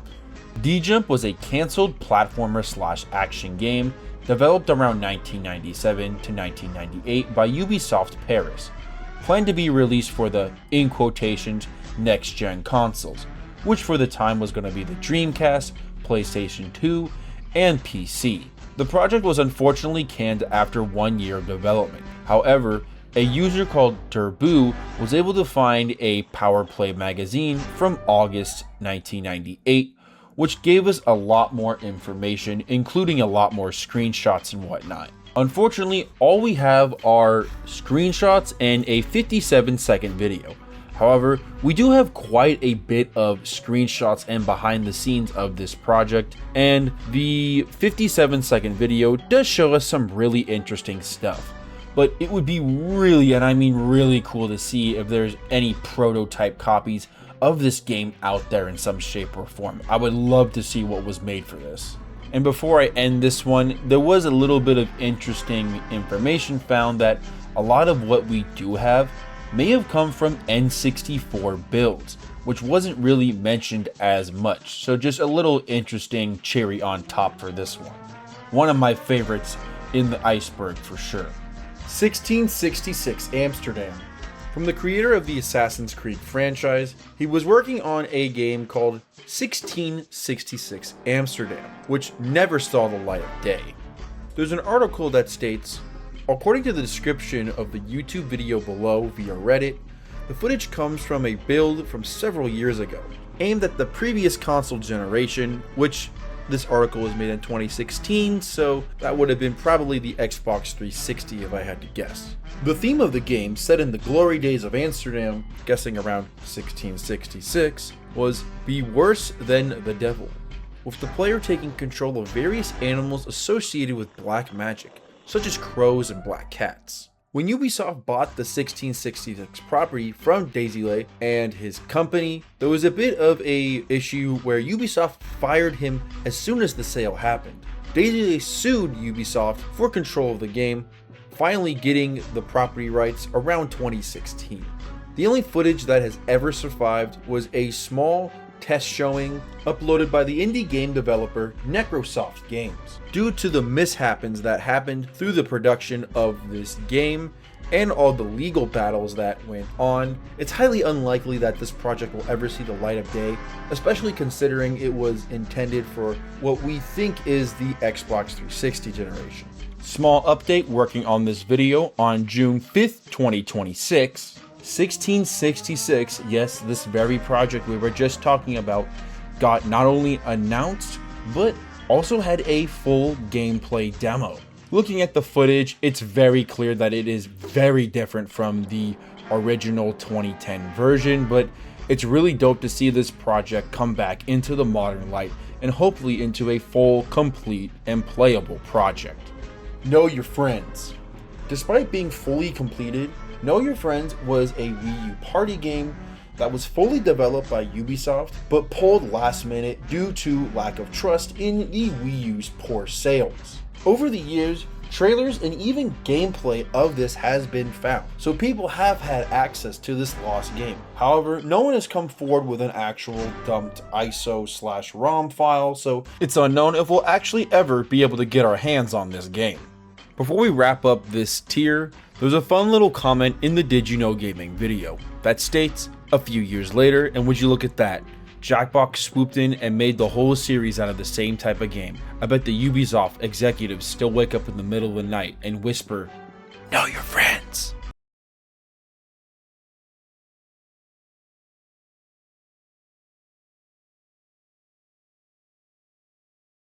The untitled 2013 Rayman prototype. Very little is unfortunately known about this prototype other than it being in the works right after Rayman Legends. But considering the poor sales of Rayman Legends, this one never saw the light of day. It was intended for the release of Xbox One and PlayStation 4 consoles. Rayman 2000.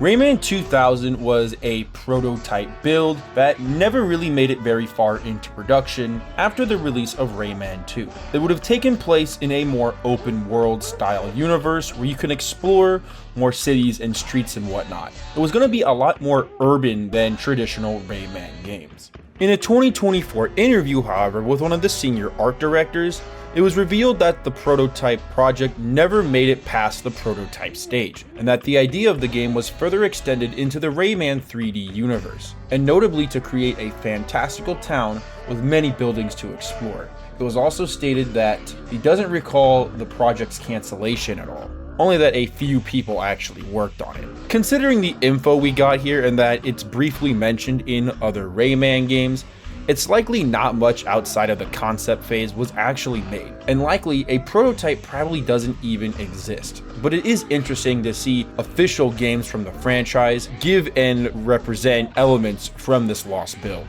The untitled hacking game. In an article from PC Gamer, one of the contributors, Jeremy Peel, had an interesting feature from VG247, which was about the original version of Watch Dogs was going to be a parkour style driving game which would involve hacking in some shape or form, which makes sense why it would eventually turn into the Watch Dogs franchise. Outside of this article, very little is obviously known about it, or if even there's any prototypes or anything like that. Honestly, we could be just talking about the original kind of builds of Watch Dogs at this point, so let me know what you think in the comments. But from what it looks like, the driving idea was kind of scrapped when they started building the city around it and realized, oh, we can kind of make our own GTA in that regard. Monster 4X4 2003 Beta. Monster 4X4 is a monster truck racing game. But where things start to get interesting is that the game was advertised to have more than 50 trucks. However, only 31 of those trucks made it past the drawing board, with 29 of the 31 trucks having full truck models, and only 23 of the 31 trucks made it into the final release. Out of the scrap trucks, only 6 of them have been confirmed to have truck models and cannot be played through conventional means. The icons and logos of these 6 trucks are also currently lost. Interestingly, many of the trucks that are cut were related to Marvel superheroes, and it was likely they didn't make it in due to contracts expiring mid-development. The 6 known trucks that were cut before the final release were Bounty Hunter, Scarlet Bandit, Thrasher, Wolverine, and the Incredible Hulk. There was also a couple interesting cut things worth noting. For example, pedestrians were to be present in the South California off-road race, and if a pedestrian were to run into a truck or got too close, and the player got too close to a moving car, a door on the car would open and a pedestrian would run out. The HUD was also slightly different, using the word turbo, which has a different font, as well as lacking a black outline in the earlier versions. And also, off-road was spelled as off-road on the stage select screen, so a little bit of a typo shenanigans there. There's quite a few other differences, but it's unknown if we'll actually ever see this lost extended build of Monster 4X4. Tonic Trouble 64 Double D. Tonic Trouble was another attempt by Ubisoft to create another kind of Rayman counterpart, but failed miserably, so you can say this is like a really ugly brother to Rayman that no one likes and everyone kind of bullies low-key. Despite not being fully confirmed, there's a very interesting IGN article talking about how this game would have a 64 Double D release, and there's even talks about multiplayer being in the game, not originally being in the 64 version. But the most interesting thing of this article was that there was actually 13 images from this quote-unquote build. However, the website that once hosted these images no longer exists, so It's hard to confirm whether this project actually was planned or was even in existence in the first place, but considering this does come from IGN, it does have some sort of credibility, but considering it's 14 years later since this article was written as of making this video, this project definitely did not go anywhere off the ground clearly. The Mario and Rabbids 2010 concept. Mario plus Rabbids Kingdom Battle released in 2017 with pretty good success. However, did you know that this concept of an idea was planned all the way back in the Wii era around 2010? Not much is known about this original concept or how much was made in development, but from what it sounds like, only the conceptual phase was actually made during this time period, and all we have really is one kind of concept piece That's related to that kind of time period. Very little exists outside of that. The Rayman Legends early production. Before Rayman Legends finally released to the public, a lot of changes were documented over the years that never made it into the final game, with one of the most interesting differences being a leak on April 23rd, 2012, which showed screenshots of early trailers. Following day, the screenshots were part of trailers that were actually uploaded to YouTube but taken down at the request of Ubisoft. And shortly after, Ubisoft registered the domain names for RaymanLegend.com and Rayman-Legends.com, basically confirming the name of the game. And on April 27th, 2012, the first full-length trailer of the game was finally leaked to the public, but Ubisoft intentionally attempted to suppress the videos. But after a few hours, they were released in an official statement, confirming that Rayman Legends was being developed by Michael Ansel and Ubisoft Multiplier. One change found in the leaked trailer was the first boss, which was the medieval dragon, which had a completely different design from what was released in the final game. Enemies were also originally going to get bubble eyes like in Rayman Origins. Also, a bouncing hat can be seen in a leaked trailer, possibly a reference to the bonus levels in the original Rayman game. There was also a trailer showcasing what appeared to be these kind of figures that can be placed on a Wii U and add elements to the Rayman game for additional bonus content. However, this was eventually confirmed to be a joke by the developers, kind of making fun of the popularity of toys like this, for example, stuff like Skylanders. So this was nothing actually intended to be in the game from what it looks like. There was even plans to have an online feature, which allowed you to send challenges to other players to see if they can beat high scores and whatnot, but this also didn't make it into the game. And of course, it doesn't end there, and there is a hell of a lot more concepts, features, and stuff that was planned for this game but never released. Honestly, this game seems to have had a pretty rocky history, so I can see why it didn't do so well, as it's just kind of ideas all over the place and nothing really sticking at the end. Rayman M, later to be released as Rayman Arena, was originally two separate projects later merged into one. The first one ended up being the racing part, which was named Rayman Tribe, and the second one was known as Rayman Shooting Fish. Originally, the racing levels were meant to be more closely related to the levels in Rayman 2. Over the years, things like concepts would leak and even unused skins, including multiple pieces of items and artworks like a smugging Jeff Goldblum. I'm surprised this hasn't become like a Twitch emote kind of meme, to be honest. And despite there being a lot more I won't mention here, there was rumors of a online mode being found within the files of the game, mentioning Gayloft servers and methods of chatting. Oh boy, I can't imagine what that chat would have been like if this actually came to see the light of day. Rayman Origins cut content. Like Rayman Legends, the game before it, Rayman Origins, also had a wide variety of weird and unused cut content from the game. For example, when the game was announced, there was footage of the secret final boss of the game, Big Mama, being used in an unknown area, which in the final game, you fight her in a kind of lava environment area. Bosses like Gollum also had a completely different design, and things like life statues had a different look to them. But out of all of these, the most interesting thing from Rayman Origins that was found was that the original final boss of the game series, Mr. Dark, was actually intended to be in Rayman Origins, but was scrapped last minute to be replaced by a new character, the Magician. If you're interested in learning about more cut content from Rayman Origins, check out the video done by Deep Dark Teensy, Rayman in Beyond Good and Evil.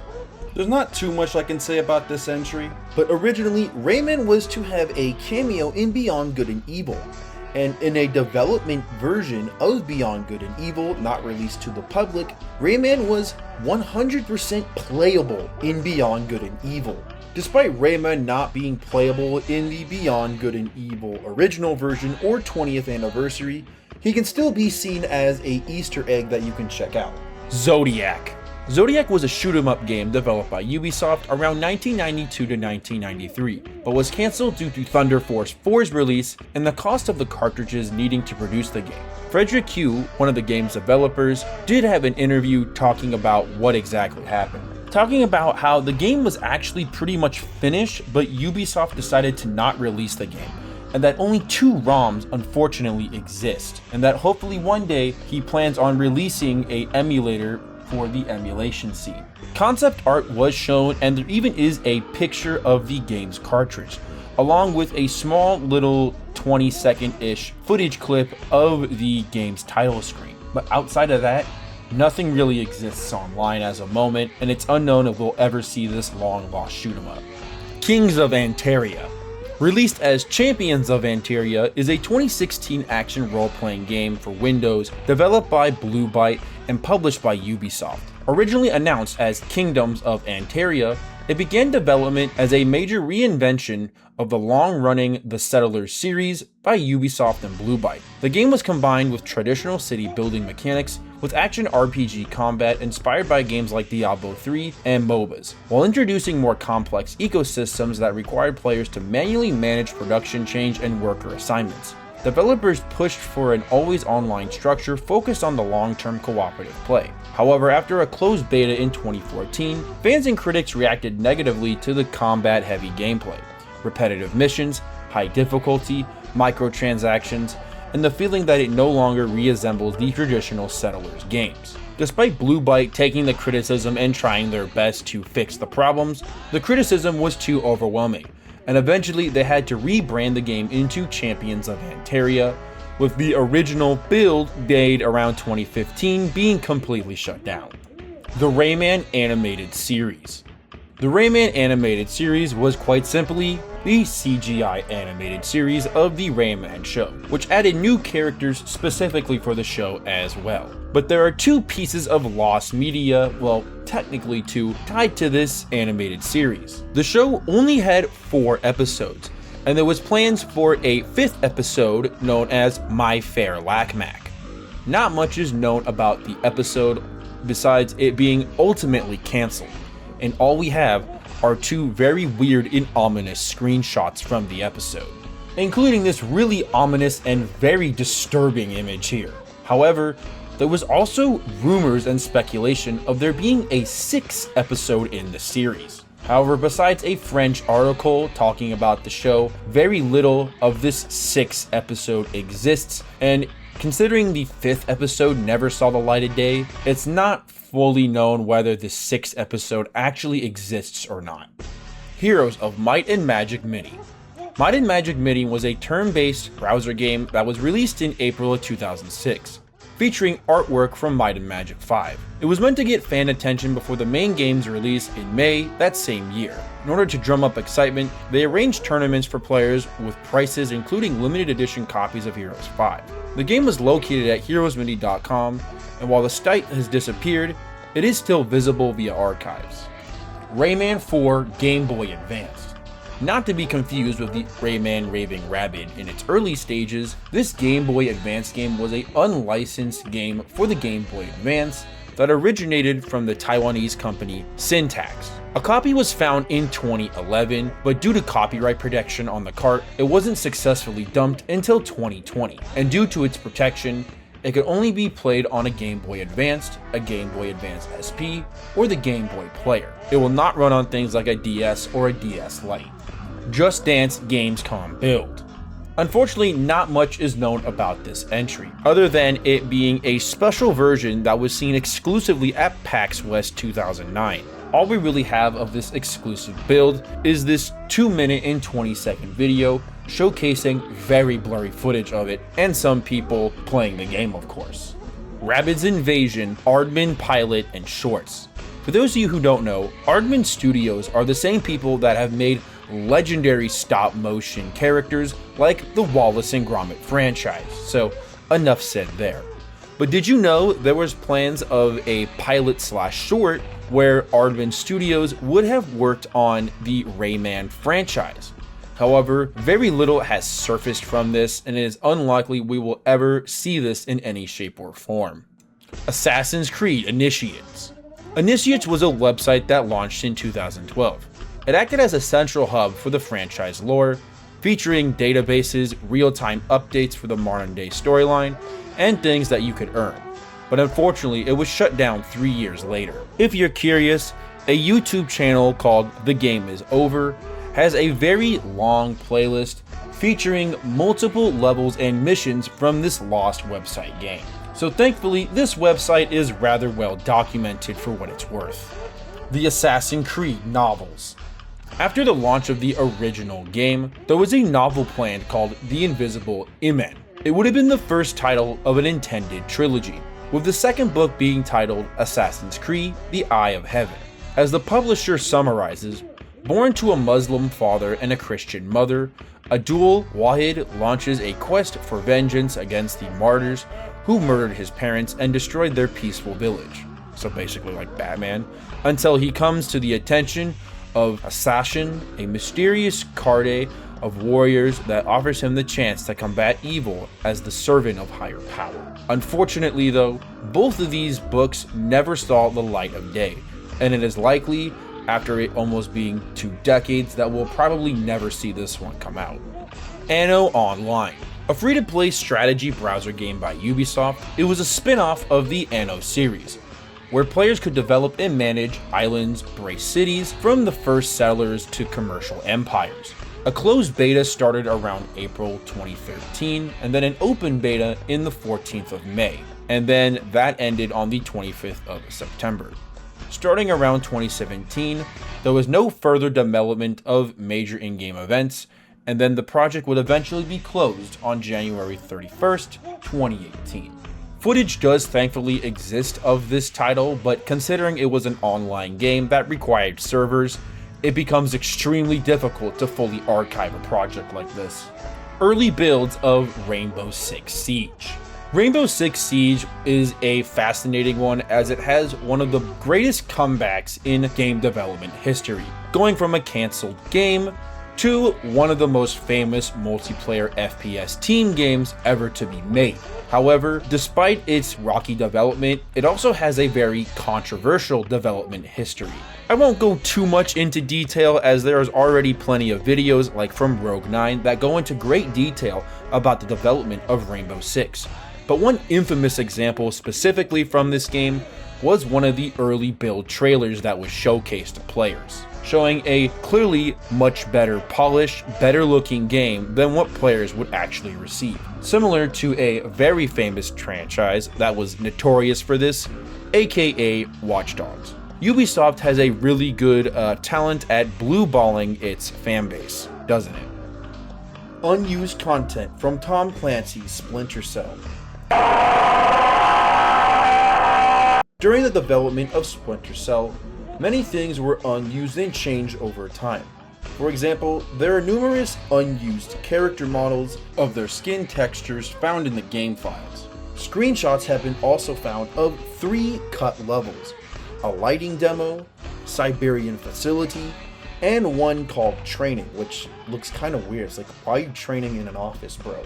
But the most interesting of all is that the UMP-45 was planned to be in the game, but never released, and all we have are a couple screenshots of it. While the UMP can be briefly seen, it was strangely named the main gun, like it was intended to be the main character's weapon, so yeah, this item is kind of all over the place. And the last little thing I'll mention was that there was a debug menu that was found, 2 of them as a matter of fact, but that's kind of all that has been found currently from Splinter Cell. The Far Cry 2 beta. Far Cry 2 was a very successful game in the many games that the Far Cry series would have. But interestingly, in 2007, there was a 13-minute video showcasing a pre-alpha demo with a couple of differences. One being a completely different level, which is a jungle in the pre-alpha, which looked a lot more realistic. When a player gets shot by enemies, the screen turns red, different lighting techniques, and more greenish grass. But keep in mind, guys, this is Ubisoft, where we love to make things look better and then blue ball you, like we've mentioned probably 42 billion times in this video. So are you really surprised again? Early versions of Growtopia. Growtopia was a massive online multiplayer game where you could farm, build worlds, converse with others, and engage with player versus player combat. Throughout the years, the game had multiple iterations, updates, and versions throughout the years, many of them being lost to time, or being found out that it never existed in the first place, as crazy as that is. There's a wiki page showcasing every single known possible build that this game has gone through throughout the years, with the vast majority of lost builds of course coming from the iOS versions, as they are just way harder to keep and archive, unfortunately. And considering how many versions of this build there are, it's definitely likely we'll probably never see all of them, but considering it's a little update every time, we probably aren't missing too much, you know, especially when it's just like 4.05 to 4.06. I doubt there's really that much of a difference. And also we have the other PC version of it, so we can kind of get an idea of what exactly we're missing anyways. The Just Dance photographic book. The Just Dance series is riddled with cases of lost media. There is, however, a rather strange case of lost media related to the game, which is a photo book with a very peculiar cover. This photo book was done by Milan Studios and showcases various behind the scenes from the Just Dance franchise.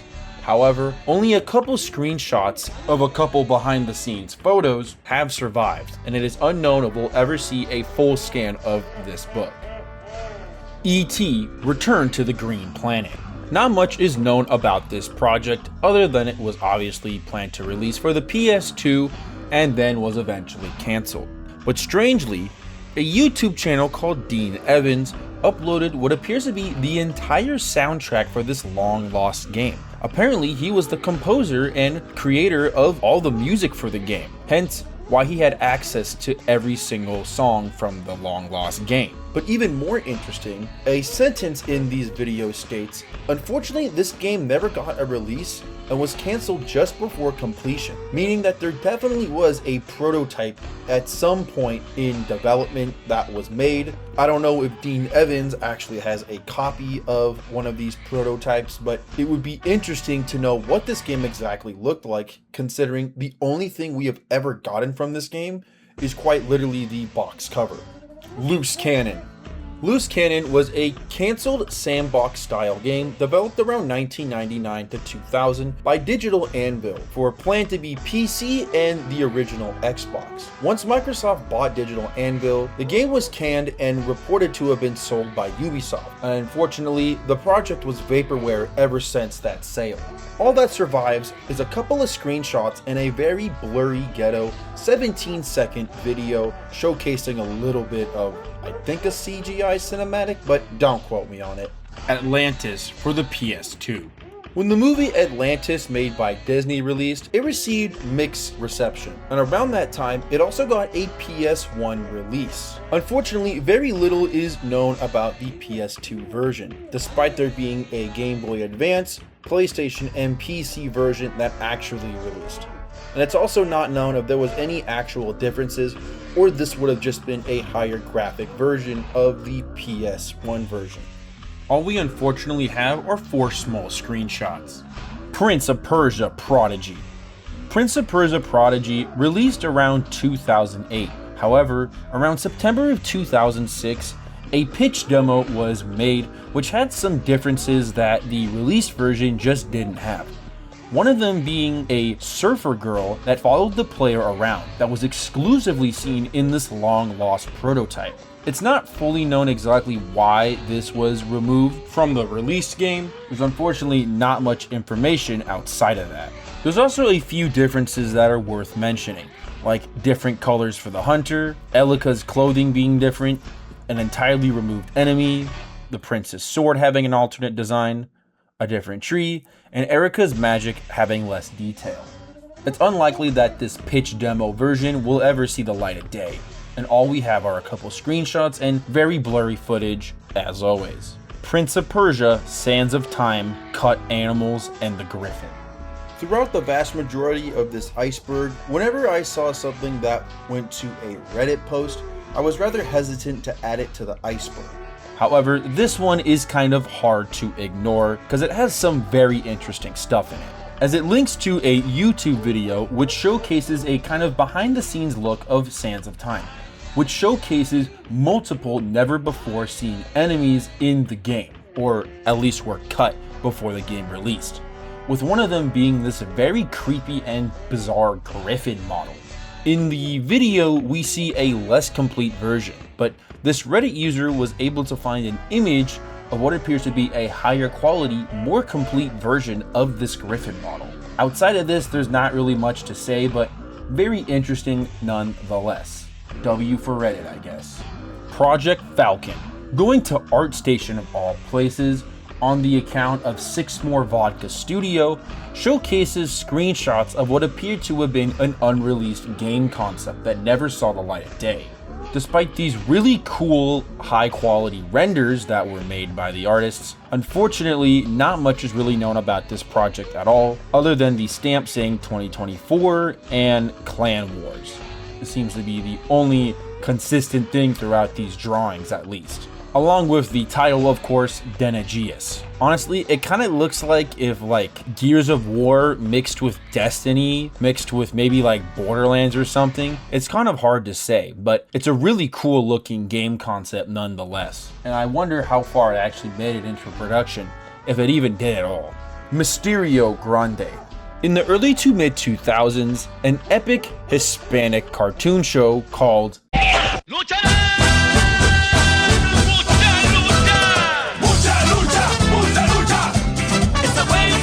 released and was received with fairly okay reception, but didn't go very far, unfortunately, getting around 3 seasons. But while this show was still running, a video game was showcased at E3 Expo 2003, which showcased a multiplayer fighting game based off this IP. The 3 main characters of the game were confirmed, along with a couple other side characters and villains. Unfortunately, outside a couple test animations and a very small screenshot showing what appears to be the only screenshot of gameplay we have, this project never saw the light of day, and it is unknown if we'll ever see it in any shape or form. Far Cry 2 Original Soundtrack. The soundtrack for Far Cry 2 stood out for its minimalist and atmospheric style, despite the criticism of repetitive or poorly timed music cues in gameplay. At GDC, producer Rich Attikin explained how composer Mark Canham created a more intimate score using strings, African percussion, and vocals by Baba Mal instead of traditional action movie music. Ubisoft allowed the team to use unusual creative freedom, encouraging authentic African rhythms and instrumentation. Although the first version was rejected for sounding too bombastic, the team refined it into one of the era's most distinctive video game soundtracks. Codename World War II. Codename World War II has very little on it, outside of a vast majority of 2D screenshots, which will appear to have been some type of World War II game. All that we know is that it was, I guess, cancelled and planned to have been released for the 360 PlayStation 3 era. Because all we have are these 2D concept sketches, it's unknown if a prototype or anything like that was actually released, and considering all we have after all these years is just concept art from what appears to be the same artists, it's unlikely that probably anything was even made in the first place. But what the heck do I know? The Rayman demo discs. In a recreation YouTube video related to the Rayman franchise, 3 demo discs were advertised. While the 3 demo discs advertised in the commercial are available to play as they're archived online, ironically, the commercial that advertises them is the one thing that is actually lost out of all of this, because all we currently have is a small little snippet of this commercial along with a kind of recreation of it, which is what you're seeing here. Assassin's Creed Identity. Identity was a mobile role-playing action game developed by Ubisoft Blue Byte and released for iOS on the 25th of February 2016 and the 18th of May 2016 for Android.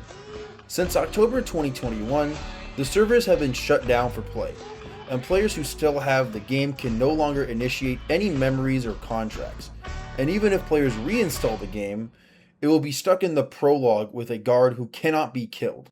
Subsequently, the game was removed from all digital stores December of 2021. The game servers shut down on the 21st, and there is no plan for offline play. Hopefully, something like Stop Killing Games can counteract atrocities like this from ever happening again. In the meantime, however, there is thankfully some gameplay of this, and enough that we can get a good idea of what this game was like, on top of the wiki having some pretty good synopsis of what the game actually was. Baby Down. A browser game made for raising a baby, developed by the French company Aulient, who was known for other games like Equidal, which is much more known by players around the world. Baby Down was launched on the 20th of January 2009, and the game was originally called Hauche before becoming Baby Down.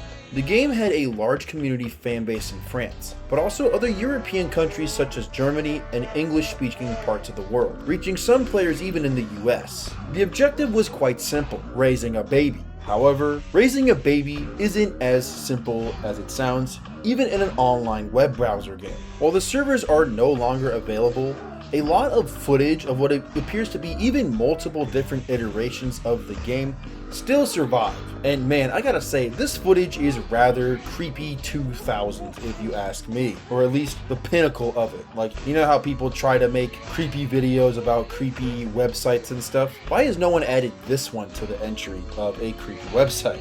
Bronx Racers. Not much is unfortunately known about Bronx Racers, and the only thing that has really survived are a chunk of screenshots that come from the IGN post about it. The summary of this game states, if you're a fan of boxy graphics and pixelated images of those video games from the 1980s, you'll love this kitschy, oh my, on classic puzzles. The object of the game is to win each of the 18 races, and you'll do so by creating cubes to forge a path through each level. There are 9 distinct environments, each is packed with monsters, while enemies try to throw you off course. You play against the computer or race up to 3 friends in this creative original. Unfortunately, nothing surviving from the IGN article, outside of it at least, has come to light. No footage, just screenshots. And my god, doesn't it look like one of those creepy like indie iPhone games you would see on the App Store that you didn't ask to see an ad for? Evil Twin 2: The Messenger. The original Evil Twin was planned to be a Dreamcast project, but then released on PlayStation 2 and PC at the same time, around late 2001 to early 2002. Players took control over a young orphan called Cyphrin, and was taken to a nightmarish world and possesses the ability to transform into demonic versions of himself. Unfortunately, when building the sequel to the game, they were not able to get the confirmation from the Uterio developers, and they never replied to any emails allowing them to proceed with the sequel to this game. And because of it, the game never saw the light of day, and it was actually tried to be redeveloped into an original title. Because of this endeavor, only 2 screenshots currently survive from this long lost prototype, and it is unknown if we'll ever see the light of day of this lost build. Pets World. Pets is a series of single-player games dating back to 1995, in which a player basically was responsible for taking care of their own virtual pets. This series was extremely popular and got numerous games in the franchise up until 2014. However, there was a project plan called Pets World, which would have been an online multiplayer version of this game. Unfortunately, very little from this game has survived. And considering the article talks about how Pets World is due to be released around 2011, it's likely that this project will never see the light of day again. Globber. Globber was a very strange browser game where basically you played as Globux in the Frogger game setting. What's even more bizarre is the fact that if Wobbucks gets run over, he is completely blood splatted on the floor, which is just fucking insane if you ask me. I have never seen a Rayman character get absolutely wrecked like this. While it's unknown exactly when the game released, it was eventually found on May 7th, 2024, and is now playable at your expense. Rayman's Incrediballs Dodge. Incrediballs was a PvP multiplayer game where you would run around attacking other players as an Incredible, and you would try to get people to run into things or hit them with stuff, as you can see on screen here. Fun fact, originally Rayman was going to be a playable character in this game, but was added later on as a playable character around 2021. Unfortunately, in early 2024, Ubisoft silently shut down a lot of games, with Incrediballs being one of those games. It's unfortunate that this happened, and it's unknown if we'll ever see this game again appear in any shape or form. John Madden for the Game Boy Advance and NES.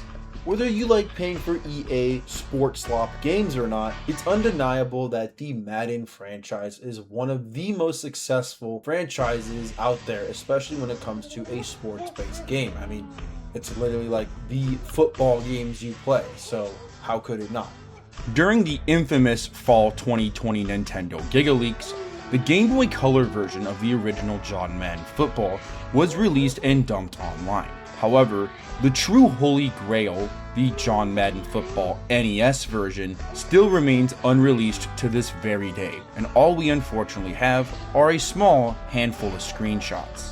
Despite it just being a port of a game that's already released, I hope it does get released one day, as it is quite a historical prototype if you think about it. Because before this, you got things like Ski on the Atari, which, didn't go really far after the early 80s. Hungry Shark Night.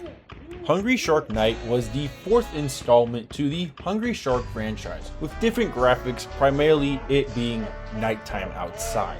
It was considered to have the second least amount of sharks that you could play as in the game, and it was unfortunately removed from the App Store at an unknown time. However, considering this is 2011 when the game released, there was a infamous update, which we talked about earlier in the video, so I don't really have to explain it now. Since this was released at some point in time though, it is possible someone may still have this game downloaded on one of their iOS devices, and it would still be possible in that case to have a digital copy for the world to play.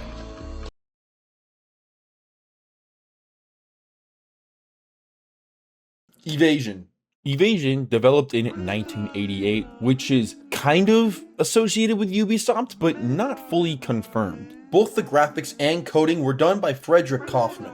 The game is, as a matter of fact, downloadable on games that weren't 64. However, it's clear as day that this game was never finished in any shape or form. And it's not really known if any other builds that are more complete exist for this game, but from what the information we have, I highly doubt that's the case. Rubus. Very little is known about this entry. All we currently have is from Unseen64, aka The Goats, from an article posted in 2009, which states Rubus was going to be a survival horror game for the Xbox and PlayStation 2 that was in development at Ubisoft ANSI between 2001 and 2002. The project was cancelled without being officially announced. This checks out considering all we have are a couple test screenshots which look like mock-up shots and not actual gameplay cinematic shots, more just concept artwork, but it's hard to tell sometimes. Energy. Energy was a stress relief demo that was showcased at E3 2010, but didn't have a specific date for any proper release. The game would have allegedly done things like measure the speed of your breathing via peripheral and then translate that into some kind of gameplay on screen. In 2012, Fred Dutton got in contact with one of the developers of this lost project, Anthony Kozak, who mentioned that the game seemed to be in some sort of indefinite release, and considering this article was posted in 2012, it will likely never see the light of day again. Gameplay of this, believe it or not, does exist on the YouTube channel Robin Parrish. and the gameplay is very fascinating. It appears to give you a kind of therapist question or statement that you would get when you were about to have a therapy session. And instead of answering the question via a bubble fill out, you're answering the question with colored crayons, and you can mark just how much you agree with that colored crayon based off the statement. You should see some gameplay on the screen here, but it is definitely one of the weirdest games I've ever seen. Arby's Just Dance. Arby's Just Dance was a collaboration between the Just Dance franchise and, of course, Arby's. The app allowed players to create and dress their own characters, scan tokens that came with Arby's kids meals to unlock Just Dance characters, and then have them dance to Pack-A-Dance. The app was released around November 13th, 2020, and was removed from the app stores late 2021 to early 2022. In terms of what survives, a couple screenshots, a trailer, and a very creepy mini playthrough from Joshua Orleas showing some gameplay. And man, that is some creepy 2D puppetry nightmare if I've ever seen it. Dirty Work. Another entry with little to nothing about it. Dirty Work was a prototype developed by Ubisoft, and it was supposed to be a sandbox style game that was started after Splinter Cell Chaos Theory in 2005. All we have are 6 screenshots of what appears to be the same kind of area. What the game was about and what you were supposed to do besides it was a sandbox style game is up for debate. CLIA. CLIA, formerly known as Complex Logic of the Autonomous Computer Entity, was a project developed in 1990 by Ubisoft but quietly cancelled, as very little is known about the development of the game at all. In the article it states, according to a preview in Generation 4 magazine, the game's premise centered on escaping the bubble city of CLIA before a gigantic meteor strikes, threatening total destruction. The action takes place in the Solstice dimension, featuring 40 levels and 655 celestial bodies. I'll definitely have the article posted here on the video so you can read the whole thing, but all that unfortunately survives is a couple of screenshots from a French gaming magazine. Lawman. Call of Juarez is a Midwestern first-person shooter developed for the Xbox 360 back in 2006. This game was known for having a bullet time mechanic where you can kind of slow down time and hit everyone in a quick succession, almost like you were the fastest man in the West, being able to take everyone out very quickly. As sourced in the wiki article and according to the producer themselves, at first the game was supposed to be a fast-paced shooter with a distinct arcade feel. It was perfectly characterized as action-driven with the gameplay based on fast and accurate shooting. Finally, however, we decided to step away from the simple arcade gameplay, having a really serious deep shooter instead, with strong focus on the plot. We treat the project with the highest priority, and we want the game to be seen as a serious player in the FPP shooter market, despite the Wild West themed action. Unfortunately, no screenshots or footage of this original version have survived in any shape or form. The Rayman browser demo. Around 2013 to 2014, while the game Rayman Legends was being made and releasing, there was a browser demo that was used to promote the game, but unfortunately, nothing of it basically survives outside of a game developer article on top of a Reddit post talking about this long lost demo of Rayman Legends. Considering the obscurity of this one and the lack of info online, it's hard to say that we'll ever actually see this one, or if there's even evidence to prove that it actually existed in any shape or form. Daft Punk Loomies. After Daft Punk's breakup, former Q Entertainment producer James McKelly revealed to the studio that they made a Daft Punk themed Loomies game back in 2010. The project was called Daft Punk Loomies, which would have mixed Loomies gameplay with the duo's music and visuals, but it was cancelled because Daft Punk was busy with projects like Tron Legacy and Random Access Memories, and they didn't want to rely on older music. Q Entertainment later turned their ideas into Loomies Electronic Sympathy. Project Ion. Nothing is exactly known about Project Ion, as all we have are a handful of concept art sketches which appear to be this kind of future sci-fi city. But outside of these small concept art sketches, nothing really survives of this project, or if it was even put into production in the first place. But interesting nonetheless. For Honor, hand can execution. In the multiplayer game For Honor, executions are a critical part of the game, and the faster the execution, the better. However, there was a specific execution for the character Wu Lin called hand cannon, but for some reason was one of the only executions, despite being advertised in the menu store page.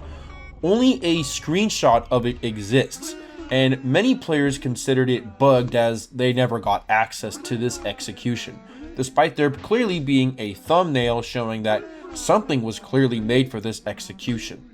It's unknown what exactly happened here and if we'll ever see this lost execution. Assassin's Creed Titans. There was rumors and speculation about an Assassin's Creed style game called Project Titans, which would have had a mix of Monster Hunter gameplay styles in it. The game unfortunately was never announced and the information given was impossible to verify. However, it's an interesting concept to say the least. Quest Mania. Not much is known about this lost title, other than it being a spin-off to games like Shoot Mania and Trackmania. It was announced around 2010 along with Trackmania 2. But due to stability problems with Shoot Mania, the game had to be delayed, and considering it's decades later, it's likely we will never see this project. The early version of $1 Million Pyramid.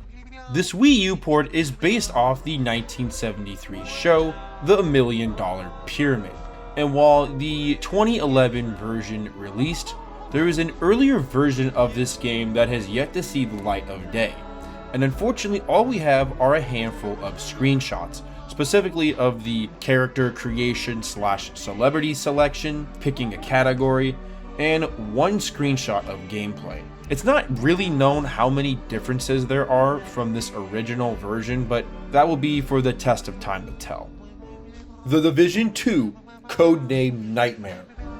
In a trailer for The Division 2, which was related to the Summit expansion, there was a small little announcement for a limited time event called Codename Nightmare. Nothing exactly outside of this trailer was known about what this special limited time event was supposed to be.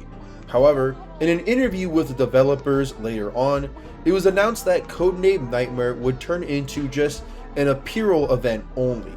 And what the original intention of Codename Nightmare was is unfortunately lost to time and will likely never see the light of day. Far Cry 3 Blood Dragon cut content. Dug up inside the files of Far Cry 3 Blood Dragon, there was some unused dialogue found that would have reference to alternate endings and unused dialogue related to additional parts of the story that weren't seen in the final release of the game. The Iceberg does have the wiki article that links to all this cut audio, so if you want to check it out for yourself, it will all be in the Iceberg as always. The Ania Crazy Little Thing music video.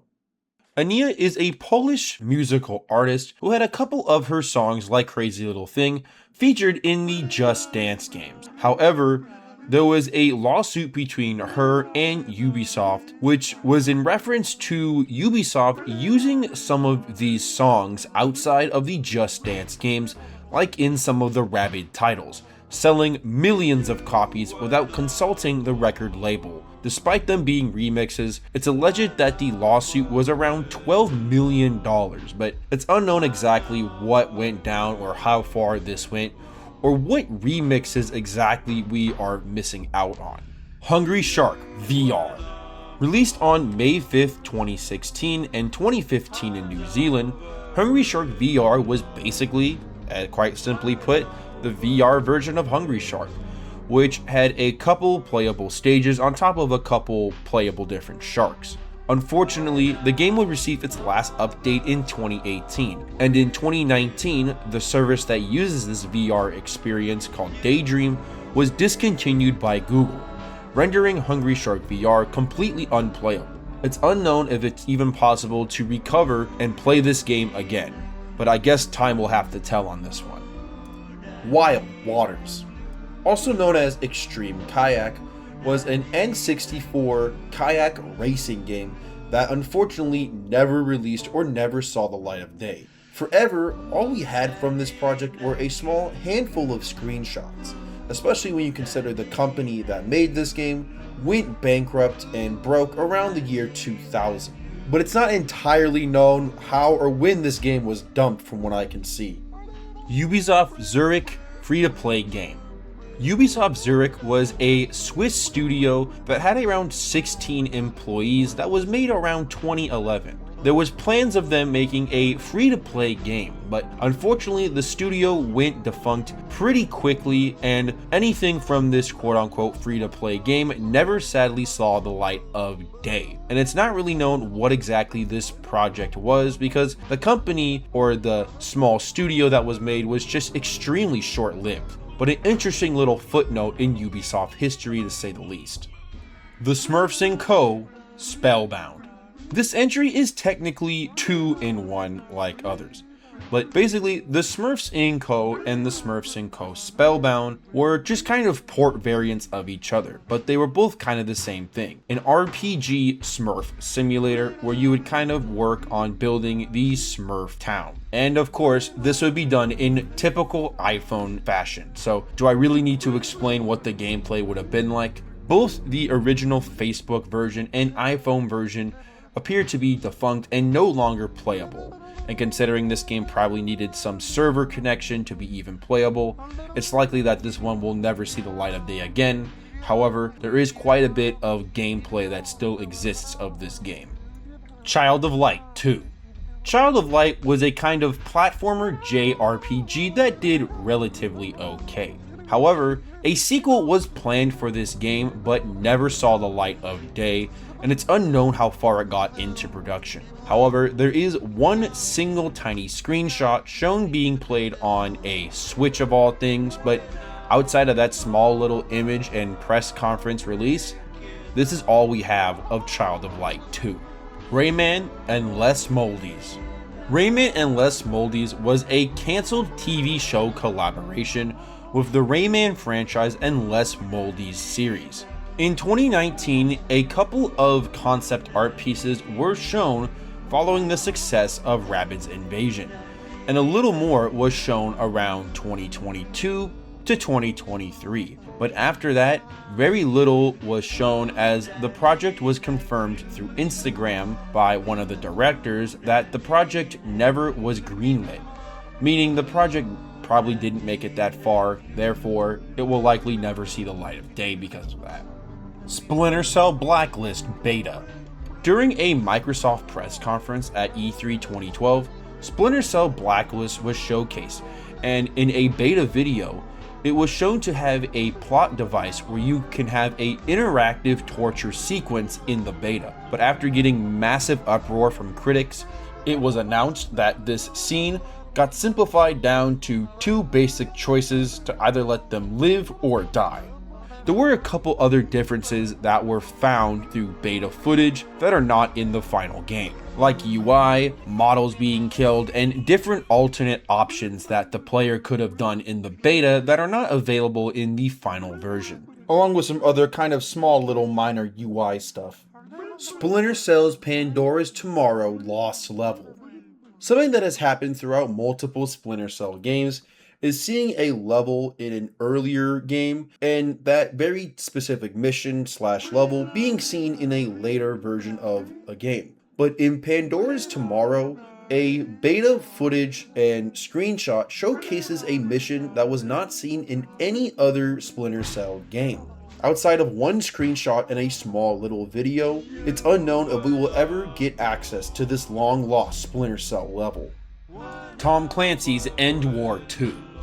Tom Clancy's End War was a military strategy style video game that was released for the 7th generation of consoles. There was actually plans for this game to have a sequel, but unfortunately the sequel never saw the light of day. And despite the sequel never releasing, there was a project being made in the works around 2013 called End War Online, which would eventually release on December 3rd, 2015. but was swiftly shut down around October 31st, 2016, not even getting a full year, which is pretty sad if you ask me.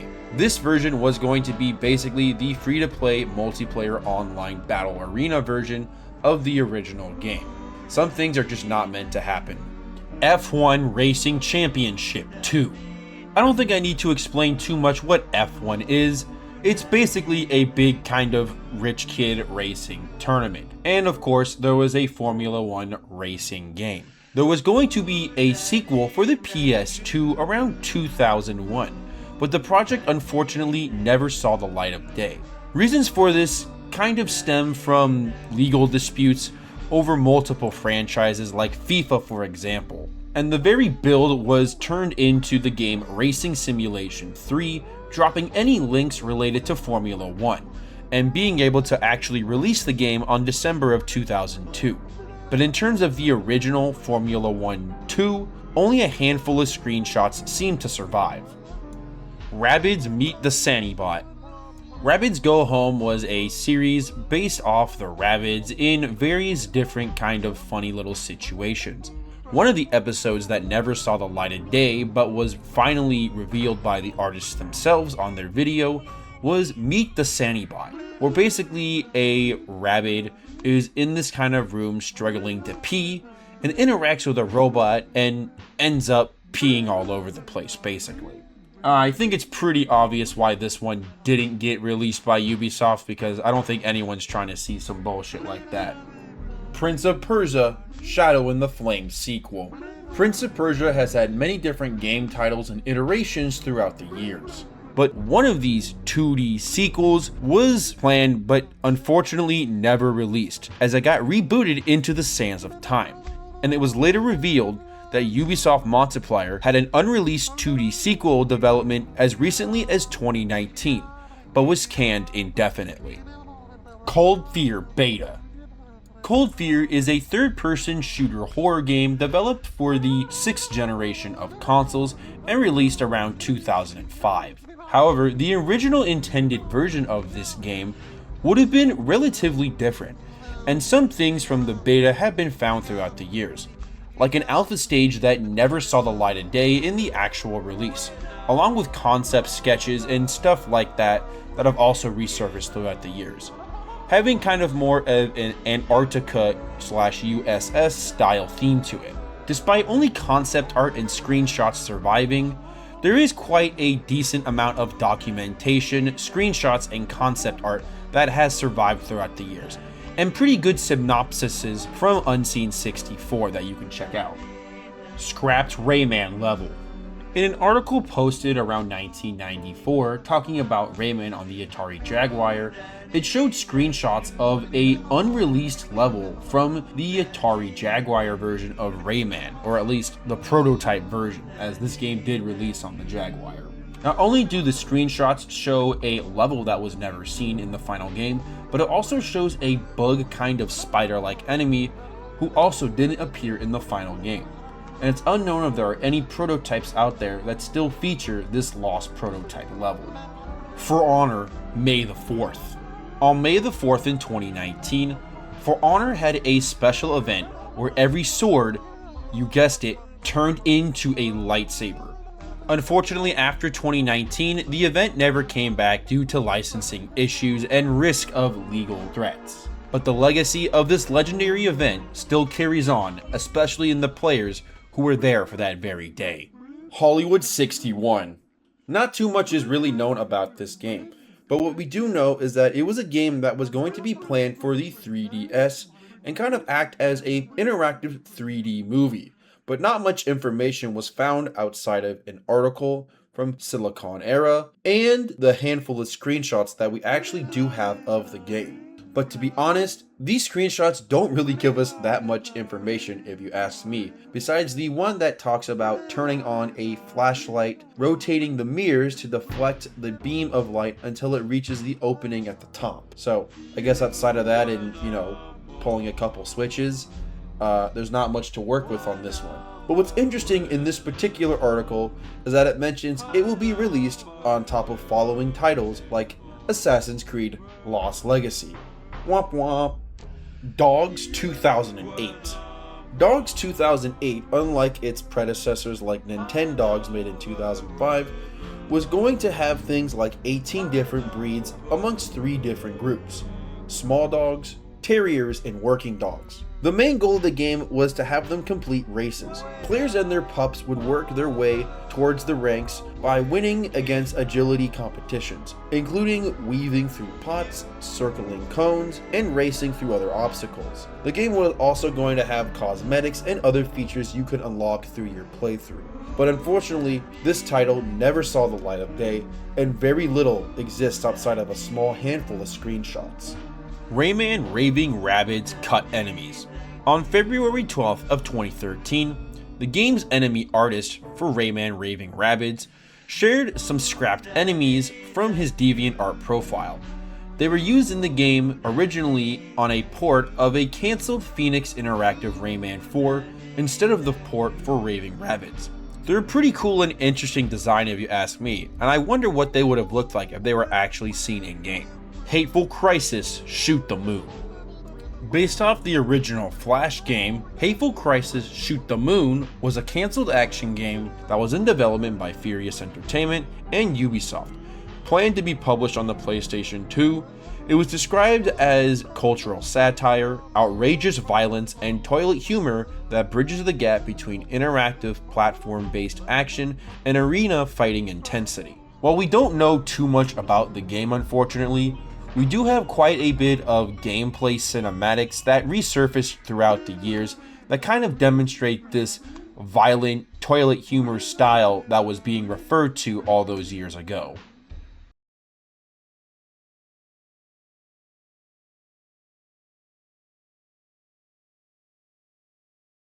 The Steep Commercial.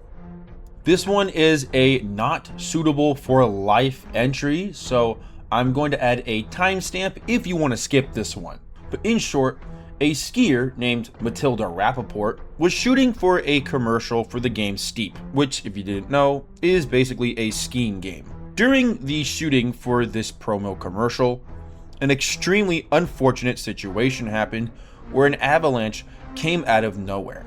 And while she did have the necessary equipment to handle such situation, her equipment ended up becoming faulty in this critical situation. So while trying to outrun it, she unfortunately was attacked by the avalanche, and the paramedics could not save her sadly in time before she passed away. And because of this incident, it's likely these commercials will never be released in any shape or form, out of pure respect for Matilda. Starlink Unreleased Characters. Starlink Battle for Atlas is basically the weird little brother ship Star Fox version of Skylanders, where basically you take a little figure, attach it to whatever device you're playing on, and you'd be able to play the game with this said figure you have used to attach your console with. But on April of 2019, a user posted a forum post on the forum site, I hope I don't say this wrong, GBATEMP, probably not how you say it, but let's just move on. Anyways, a post was made showcasing multiple prototypes that were intended for DLC. These figures were apparently found in the garbage of Ubisoft's toy manufacturer that made these figures, which also means the circuitry that would make these characters actually playable is unfortunately not working in any shape or form, and might not even be possible to actually ever get fully working. It sounds like these characters were going to be originally DLC characters from what it sounded like, but never saw the light of day because the DLC obviously never came out. This kind of just leaves us with very rare prototype figures for something that could have been. Because of this obscurity and the only thing being this one kind of picture from this forum post, it's likely that we will never see these characters playable in any shape or form in the actual game. But they are interesting to see in some shape or form as a figure at least. Yeah, okay, we're not doing this one. Next, Battle Cat. Battle Cat was a leaked project that would have allegedly been a mishmash butt baby of multiple Tom Clancy games, like Splinter Cell, The Division, and Ghost Recon Breakpoint. And the game's existence was revealed on Twitter by the user DataCluster0, who shared images of the project but were then deleted soon after. These images were proven to be authentic by Video Games Chronicle, so it seems that the project did appear to be legit. Unfortunately, not only do these screenshots of images not really survive, but obviously nothing of this project has survived as well, so it's likely, due to it being multiple years at this point, pushing a decade, we'll probably never see anything from this project. Just Dance Daddy Contest videos. Not too much is unfortunately known about this one because very little survives in terms of an internet archive standpoint. But basically, it appears that there was going to be a family-style contest for Just Dance that you could make a video and submit, which would make you and your family do multiple different challenges. A lot of them relating to cooking from what it seems, but maybe that's because that's the only stuff that survives. There is an interesting little bullet point section which talks about a couple things that could have been related to this competition, such as families sprinkling ice, the Super Profile Pack, metal box round and a half pieces, catchers, color blocks, pack animals, and American footballers, whatever that means. Considering the lack of preservation of this website, very little obviously survives, and it's unknown if anything was actually submitted, to be fully honest, but maybe time will tell on this one. We have had some interesting anomalies when it comes to fan-submitted stuff that has been found and archived over the years. Speaking of contests, one that is actually a little more archived thanks to there being an ad for the contest is the Just Dance Propel contest, where you would basically upload a dance and name it Propel Dance, which would upload it to the kind of Just Dance choreographies, and you would enter a competition by uploading this where you could win up to $20,000. I'm not entirely sure if a winner ever came forward, because, you know, competitions can always be weird like that, but it is interesting to kind of have this rare little video that kind of shows a lost promo competition. And it'd be interesting to know if any of the actual submissions, let alone the one that won, is available somewhere. E3 2011 Adventures of Tintin. Tintin is a legendary kids comic book series about the adventures of Tintin, where he would go around with his dog, getting in all sorts of trouble, but solving clues and mysteries and getting to the bottom of many things. The franchise received a video game in 2011, and it would be a mix of 3D and 2D element mechanics. And while being announced at E3 2011, there isn't too much differences, except for one very funny and interesting difference. That being Tintin using a gun in one of the motorcycle segments when in the final release he uses a slingshot. This is likely to make sure the game could cater to the ESRB rated E rating. Again, it's not the biggest difference, but sometimes the littlest change can make all the difference for the ESRB rating system, which is just strange when you really think about it. The Ubisoft mixtapes. Ubisoft mixtapes were a Volume 1 and 2 set of DVDs given out to retail employees at GameStop, showcasing the kind of behind the scenes of things like games that were up and coming, helping retail store employees understand what kind of goes on behind the scenes so they can get a better understanding of likely selling the games they were told to sell, because, you know, at a GameStop, gotta sell your games, right? And maybe nowadays it's like a Funko Pop or something, I don't know what. Despite the obscurity of these mixtapes, they're surprisingly common and readily available to purchase, so if you wanted to snag a copy of these, it's not a bad time to, as they are relatively affordable and not rare, so you don't have to worry about this being some lost holy grail down the road, but an interesting one nonetheless. The Far Cry free McDonald's version. From what it sounds like, McDonald's used to have these stands where you could play free versions of games. In one of the cases, that happened to be the original Far Cry. Unfortunately, very little exists of this Far Cry McDonald's version outside of a Reddit post, and this video being one of the only elements or surviving videos of this ad in the first place. Apparently, every time you died, you would see an ad similar to the one you're seeing on screen. Sadly, stuff like this is notoriously difficult to archive because it's really difficult to get access to them, and typically setups like this have very specific things that are required for them to even be archived in any shape or form, typically requiring very unique things, so it's highly unlikely we'll ever see this free McDonald's Far Cry variation. The Rayman 2 1996 documentary. Back in 1996, a channel known as M6 created a documentary documenting the prototype history of Rayman 2 The Great Escape. However, all that survives from this documentary is a very small little clip from the documentary, and it is unknown if there is a full recording of this entire documentary, which would probably show some stuff that we wouldn't even know about Rayman 2 that's waiting to be uncovered. Assassin's Creed Covers Collection. Covers Collection was an art book planned to release around February 19th, 2019, but sadly was quietly cancelled. It would have featured multiple illustrations from the Assassin's Creed franchise, done by some pretty significant people in the art industry. When people tried to purchase a copy, however, most of the places that claimed to have a copy were either not legitimate, and the release date on Amazon ended up being 2079.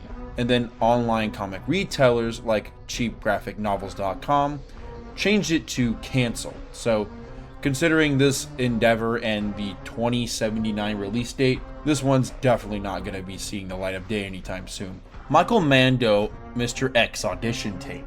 For those of you who don't know, Michael Mando is the voice actor for the character Vass in Far Cry 3. However, when he auditioned for the character back in the day, around July 2010, the role was known as Mr. X, and he had to do a couple rather risky things in order to get the role, like use crude and rude gestures while licking his middle finger. This creatively risky decision paid off, as the art director at the time liked the take Mando was going for, and eventually, long story short, he would become the character Voss in Far Cry 3.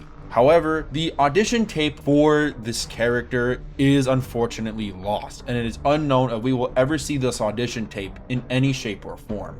The Far Cry movie Stuttering Craig scene. When the Far Cry movie released in 2008, it was met with pretty poor reception, as was the case for many video game movies for multiple decades. However, in a YouTube video on the channel Side Scrollers, there was an interview with Wei Bo, where they talked about a scene that was deleted from the film, which revolved a police officer and scientist. A little bit of footage was actually shown of this scene in the podcast interview.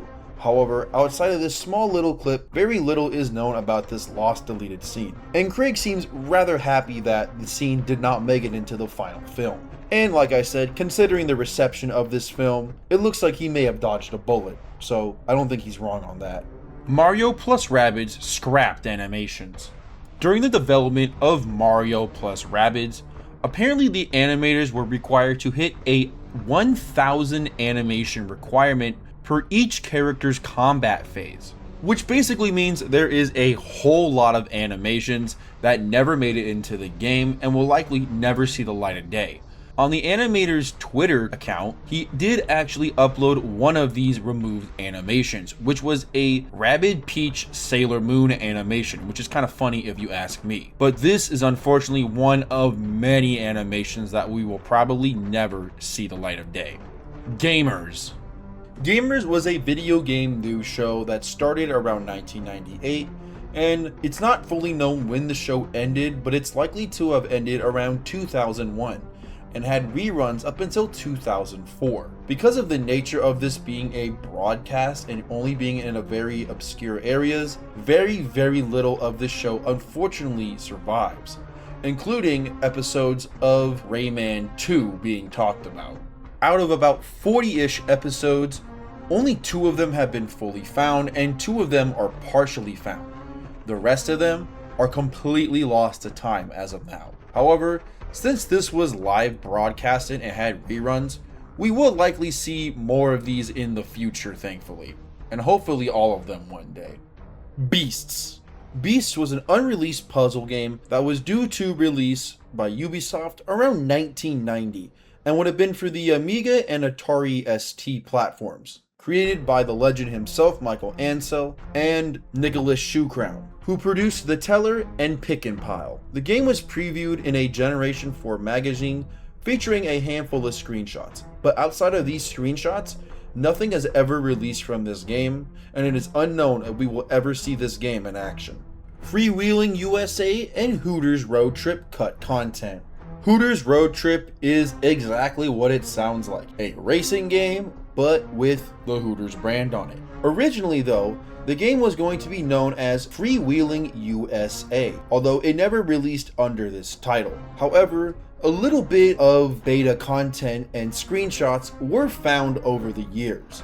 Apart from some placeholder graphics, if you clear the game on Pro difficulty, you'll see graphics for 3 maps that never made it into the final game, with the 3 being New York, Boston, and Baltimore. It is worth mentioning, however, that Freewheeling USA did actually release as a PC port, so the only thing we're really missing is the PlayStation version of Freewheeling USA, along with additional little bits of beta content. But yeah, you guys won't have to hoot your way into this one too much.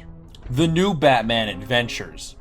Not much is known about this title, other than it being a Batman game that was planned to release on the Sega Dreamcast but never saw the light of day.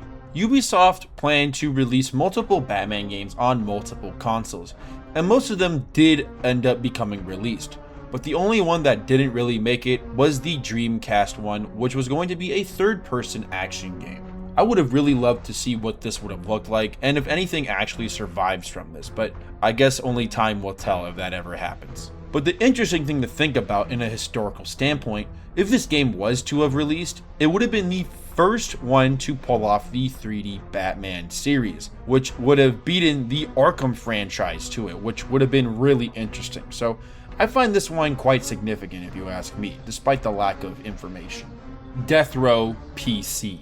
This is another small exception I will make to ports, as it is a rather interesting one. Death Row is a 2002 sports action game where you kind of run around and beat the shit out of other people, which is kind of an awesome concept if you ask me. However, the game originally planned to be an online multiplayer PC game back in 1999. However, there was some limitations when it came to the PC build of the game and trying to include online. So the game eventually had to release on the Xbox without any online multiplayer. While there is known events and documentation of this lost version, no photos or footage or ROMs of any shape or form have currently survived, and it's unknown if anything actually has survived from this original multiplayer PC build of the game. Eagle Flight prototypes. Eagle Flight was a VR simulation game where you basically fly around multiple areas, like Paris, as an eagle. But originally, the game was called Inside Notre Dame, where you still played as an eagle, but only were flying around the insides of Notre Dame and would explore the insides of Notre Dame. But eventually, this concept would expand into all of Paris. But during development, they ran into a couple issues, with the main issue being motion sickness. Since we're not used to flying around like a fucking eagle, there had to be some adjustments made. And one of the key adjustments was having the beak pop out just a little bit, which made all the difference for motion sickness. However, if I were to play this game, I don't think a beak would really spare me when it comes to the motion sickness department. The PC pitch for Rocket Robot on Wheels. Rocket Robot on Wheels is a 1999 Nintendo 64 platforming game where the big difference this time is you're kind of like a jumping, bouncing robot. So yeah, very original. Although it did have some interesting things revolving physics engines, which was ahead of its time, so it did have that going for it. However, the game was originally pitched through a PC build, and this pitch was shown to a couple companies, but eventually the title would release on the Nintendo 64. However, the original PC pitch level has never seen the light of day, and no documentation outside of a wiki article exists for this pitch. Early builds of Rocky Legends. Rocky Legends is a sport/fighting game based off the Rocky franchise where you would play as characters from the Rocky series, obviously being a Rocky game. Who would have thought? However, there have been a couple videos over the years showcasing beta footage. Most of the differences are not that interesting, mainly being different text, HUD not appearing, But the most interesting of all is in the Rocky Legends trailer, which showcases a very small clip of Ivan Drago's ex-wife, who was never playable in the final release of the game, and can only be accessed via a cheat engine. So it's very interesting to see that this character was actually intended to be a fully playable character, but never made it near the very end, which unfortunately happens in a lot of games like this.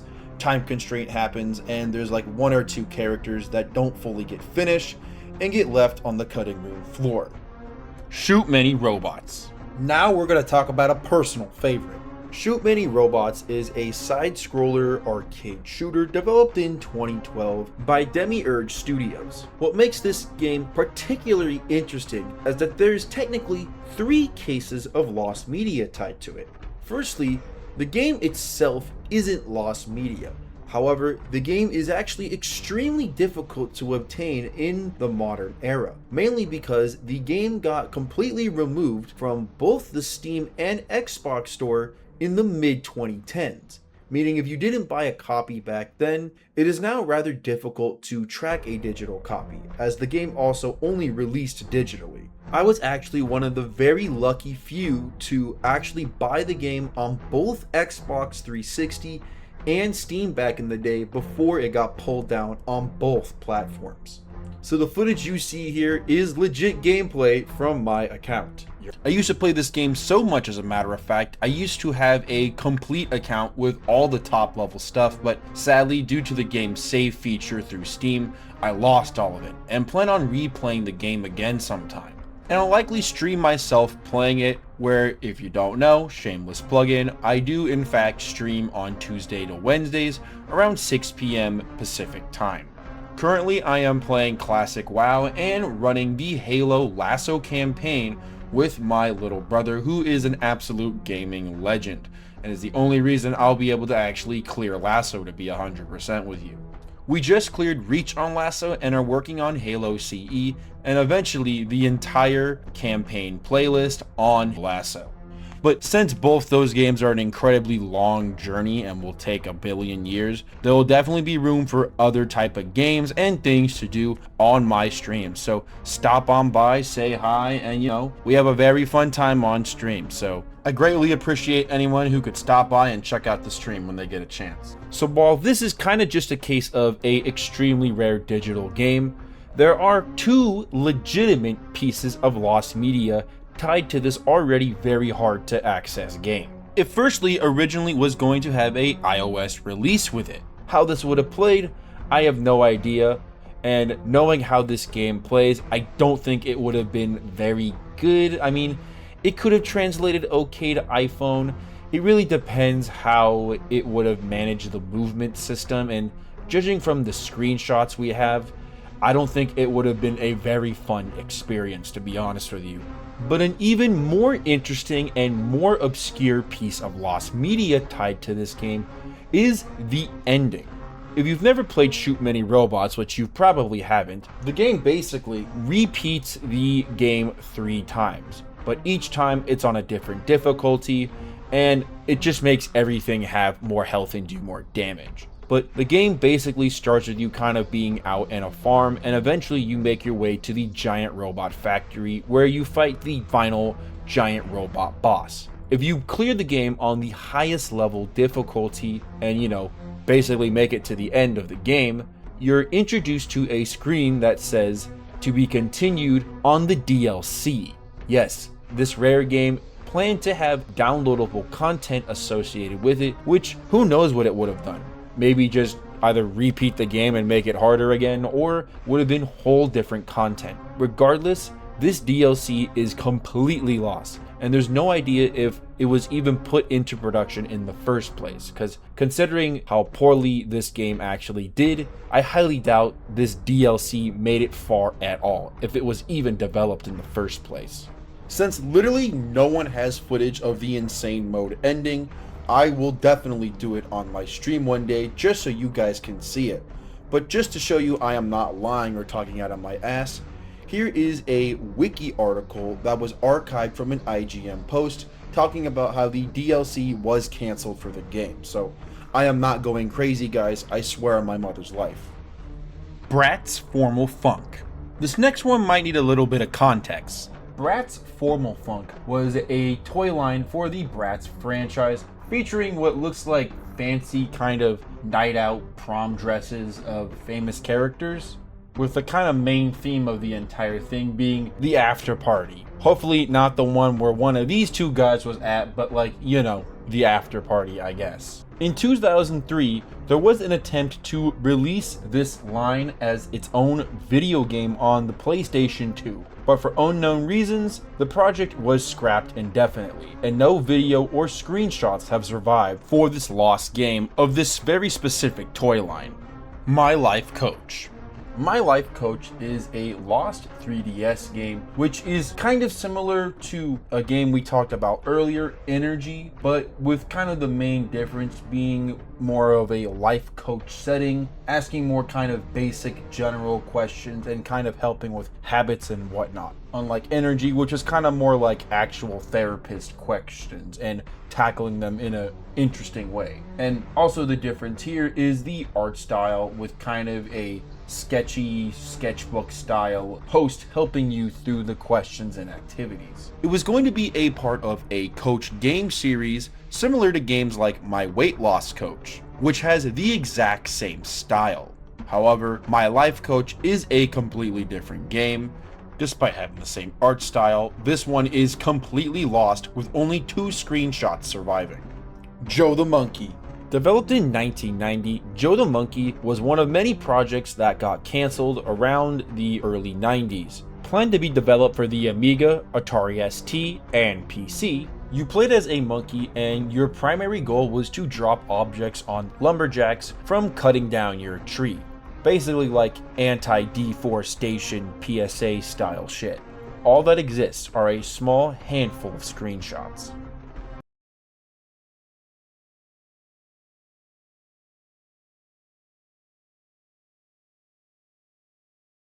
Mega 64 Ubisoft commercials. Mega 64 is a very classic YouTube channel that focuses around on live action skits and even promos with other video game companies to promote other game titles. Back in 2009, they were asked by Ubisoft to do a commercial promotion for Tom Clancy's Hawk X.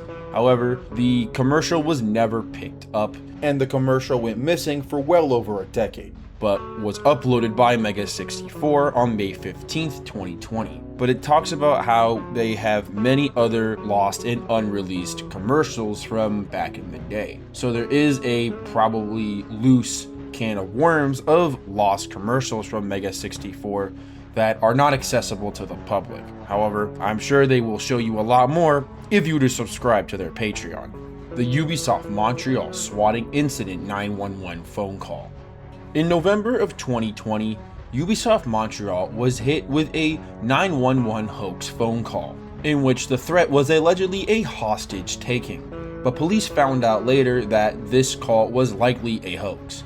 Despite it being a hoax, it created a massive scene around the area, and no one exactly knew that this was a hoax, obviously, because whenever there's a threat like this, you have to take it very seriously, so everyone did take it very seriously, until it was found out that it was a hoax. Because of this kind of small time instance, not much news footage or really anything from this incident has resurfaced over the years, and it's unknown if we will ever see anything from this incident. The cut content of Puersa Ameniville. Puersa Ameniville is a interactive story game where you are the father of a family in a haunted house, and you need to get out of the haunted house within 24 days alive.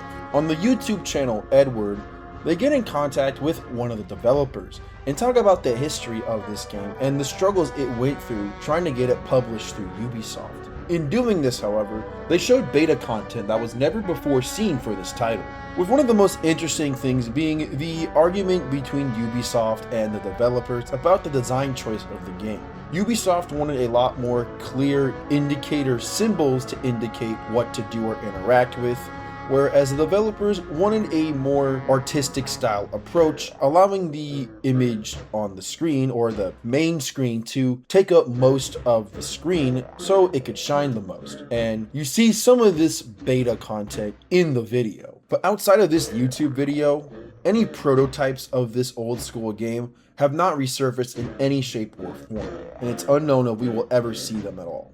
Mario Maker removed costumes. I don't think I need to explain Mario Maker too much. It's basically the Mario level maker. Enough said there. How does this relate to Ubisoft though? The game files show a couple names for what would have been costumes that ended up not being in the game, but also not known if they were actually going to be costumes of any shape or form. These names being Golden Retriever, Roy, Ryu, and Rayman. It's unknown if these were planned to be actual costumes or completely playable characters, but since it's years later after the fact, we'll probably never know the answer to this question. Prince of Persia, Ray Philip Santos. The Prince of Persia movie was another kind of lame-o whatever video game movie, like many of the video game movies of the time. But interestingly, on the Prince of Persia wiki, it has a very interesting bullet point about how the character Gar-Sev was originally going to be played by Ray Philip Santos, but was replaced by the actor Toby Cabell due to a motorcycle accident on location. Obviously, it's extremely difficult to verify any claims like this, as this is just a wiki article, but a very interesting story nonetheless. And even if this was confirmed to be true, who would record something like this and why would it be recorded in the first place? It would still be likely completely lost to time anyways. Watch Dogs, DedSec, Revenge. Not much is known about this book, but what we kind of do know is, one, the cover itself, but also that the book would have been about the kind of deeper backstory of Adam Pierce. Now, where things start to get mysterious is the kind of release of the book, or unreleased status of the book, if you will. The only place you can actually quote-unquote access this book in any shape or form, or at least as a Kindle edition, is on a rather strange website called Goodreads. And it's not entirely known if this actually will give you access to the book. But there have been some Reddit conversations about whether this book was actually a officially licensed book or a fan-made project. But because of the lack of information on this project, we'll probably never know unless someone can get a either pirated copy or takes the gamble on this copy here. But do that at your own risk, I guess. Assassin's Creed Visionaries.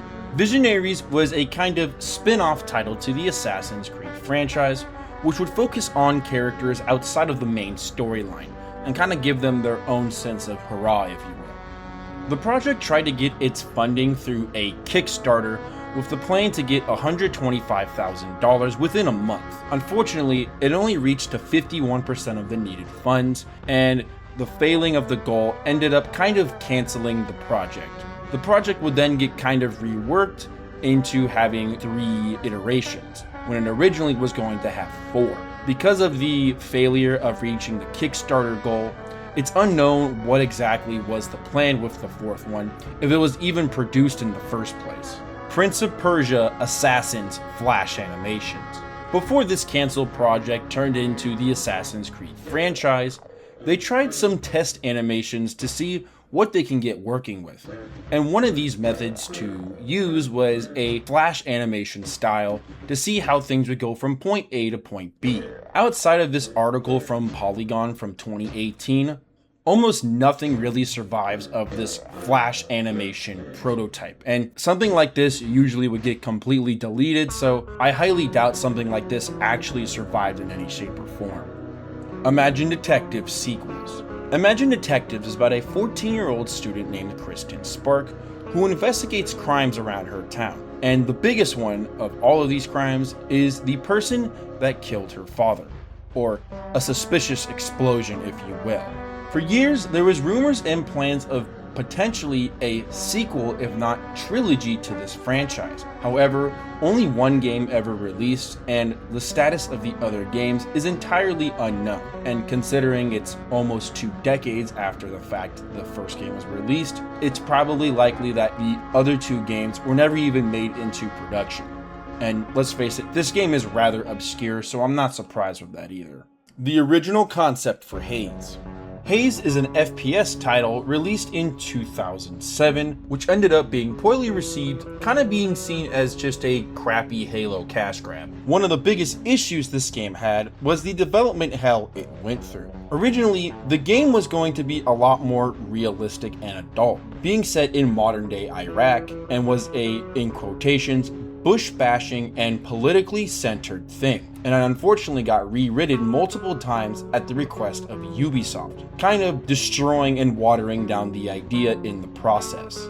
A 2005 trailer and even 1.5 minutes of gameplay does actually exist from this older original concept, and the gameplay footage is especially interesting because the developers at the time didn't know whether they wanted the game to be first person or third person, so this is extra rare footage seeing the third person view that was never in the final game.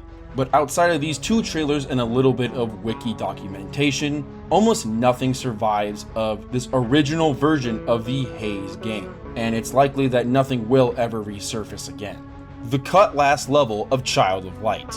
On the subreddit Ask Me Anything, one of the writers of Child of Light created a Reddit thread post doing a AMA for Child of Light, and the writer got multiple very interesting questions. But the most relevant part for this entry is one of the first posts of a user talking about the last part of the game feeling a little rushed, and the writer, under the username Jeffrey, talked about the end originally had a final level in the sky leading to Umbra after destroying Nox, but it was purely gameplay, not story based, and unfortunately this got cut from the game near an unknown period of time, as this is all going down in a subreddit, so take it if you will, but very interesting nonetheless.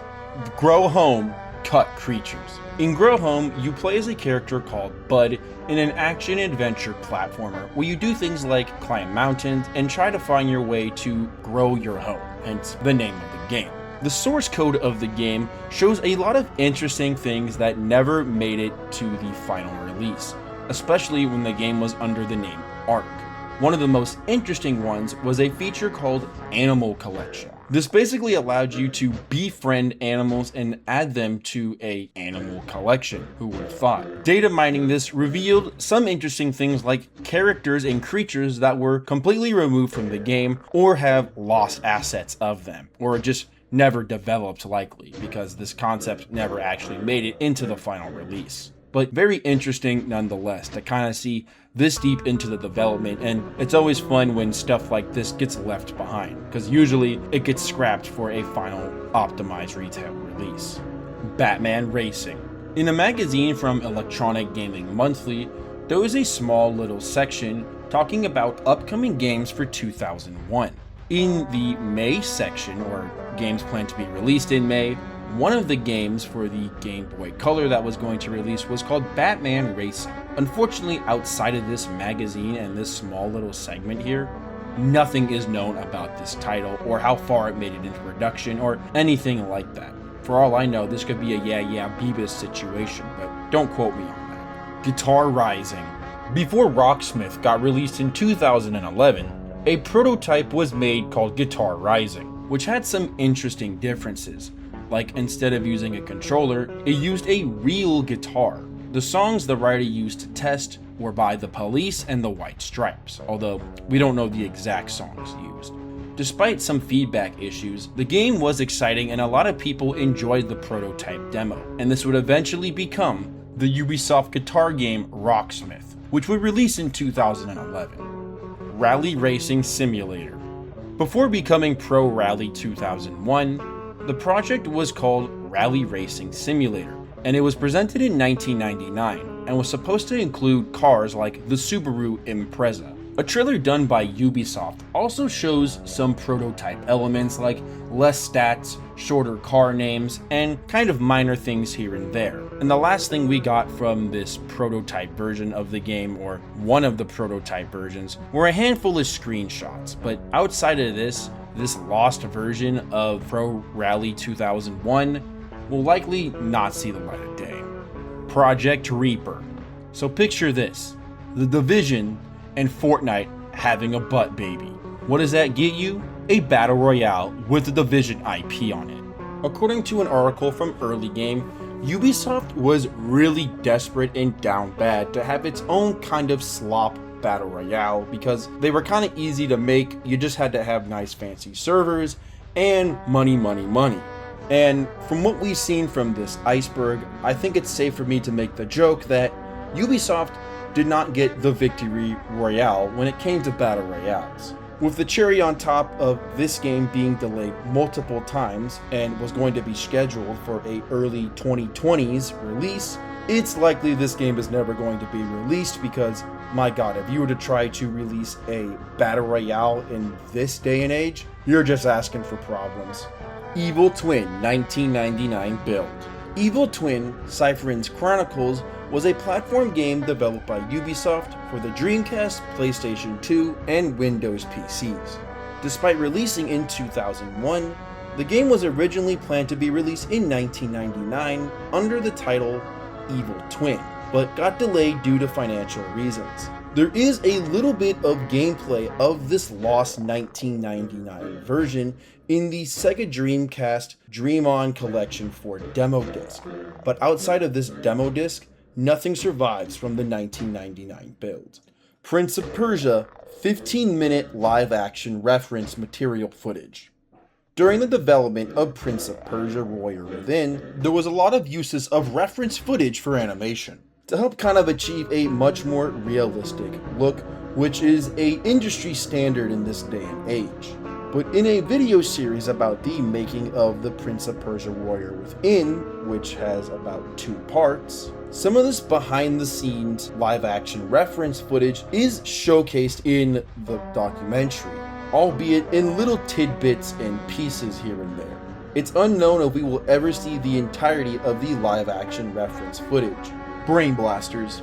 Brain Blasters is an extremely obscure title, with almost nothing known about it. In an article from Games That Weren't 64, which basically says everything is unknown, all we really know is that it was a bizarre entry mentioned next month in the back pages of the Commodore Format Issue 3. They promised a review of this game for Issue 4, but it never appeared. This is the only mention ever made of the game in a Commodore magazine by the sound of things. It was also known to be somewhat of a puzzle game, where you had to replicate it on another side. I guess kind of like Simon Says, if you will. Because of this sheer obscurity, there is almost nothing about this game online. Dragon Riders.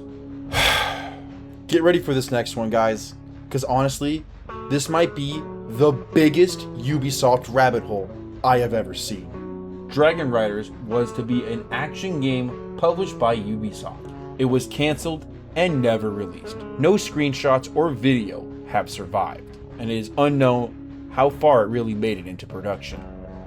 The Grid. The Grid was an online website game that was made for the official Far Cry 3 Outpost website. The description reads, "The Grid gives players an opportunity to unlock new encrypted data sources to decode, even while away from the game.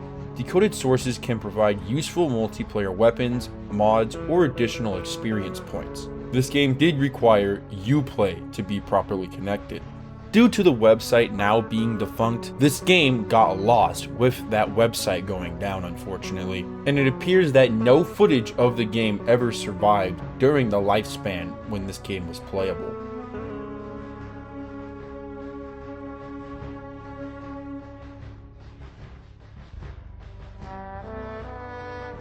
Untitled Kuju Surei Ubisoft 2005 projects.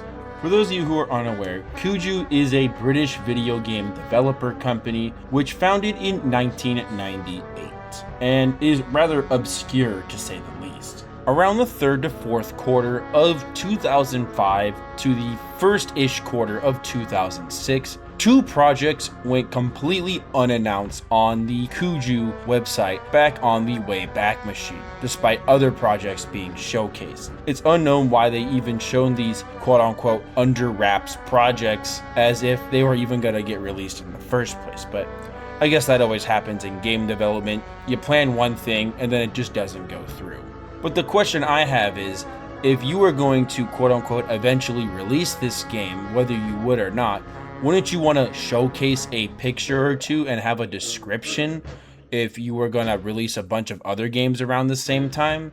Wouldn't you want something? So I find it kind of interesting that nothing really ended up happening with these two specific projects, one of them being connected to Ubisoft. Considering how obscure these are, and the only way we know about them is through this obscure Wayback Machine article, it's likely that these would slip right under our nose if we looked at them straight up.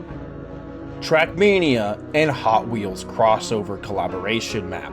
Now, throughout this iceberg, there has been quite a few Trackmania entries on this list, but I was rather hesitant to talk about any of them because there is already plenty of Trackmania icebergs, and I just didn't feel like kind of just ripping from their iceberg, to be honest with you. Although you could say there's obviously Rayman icebergs and stuff, but those are a lot more core to Ubisoft in my opinion, and a lot harder to avoid talking about, unlike Trackmania.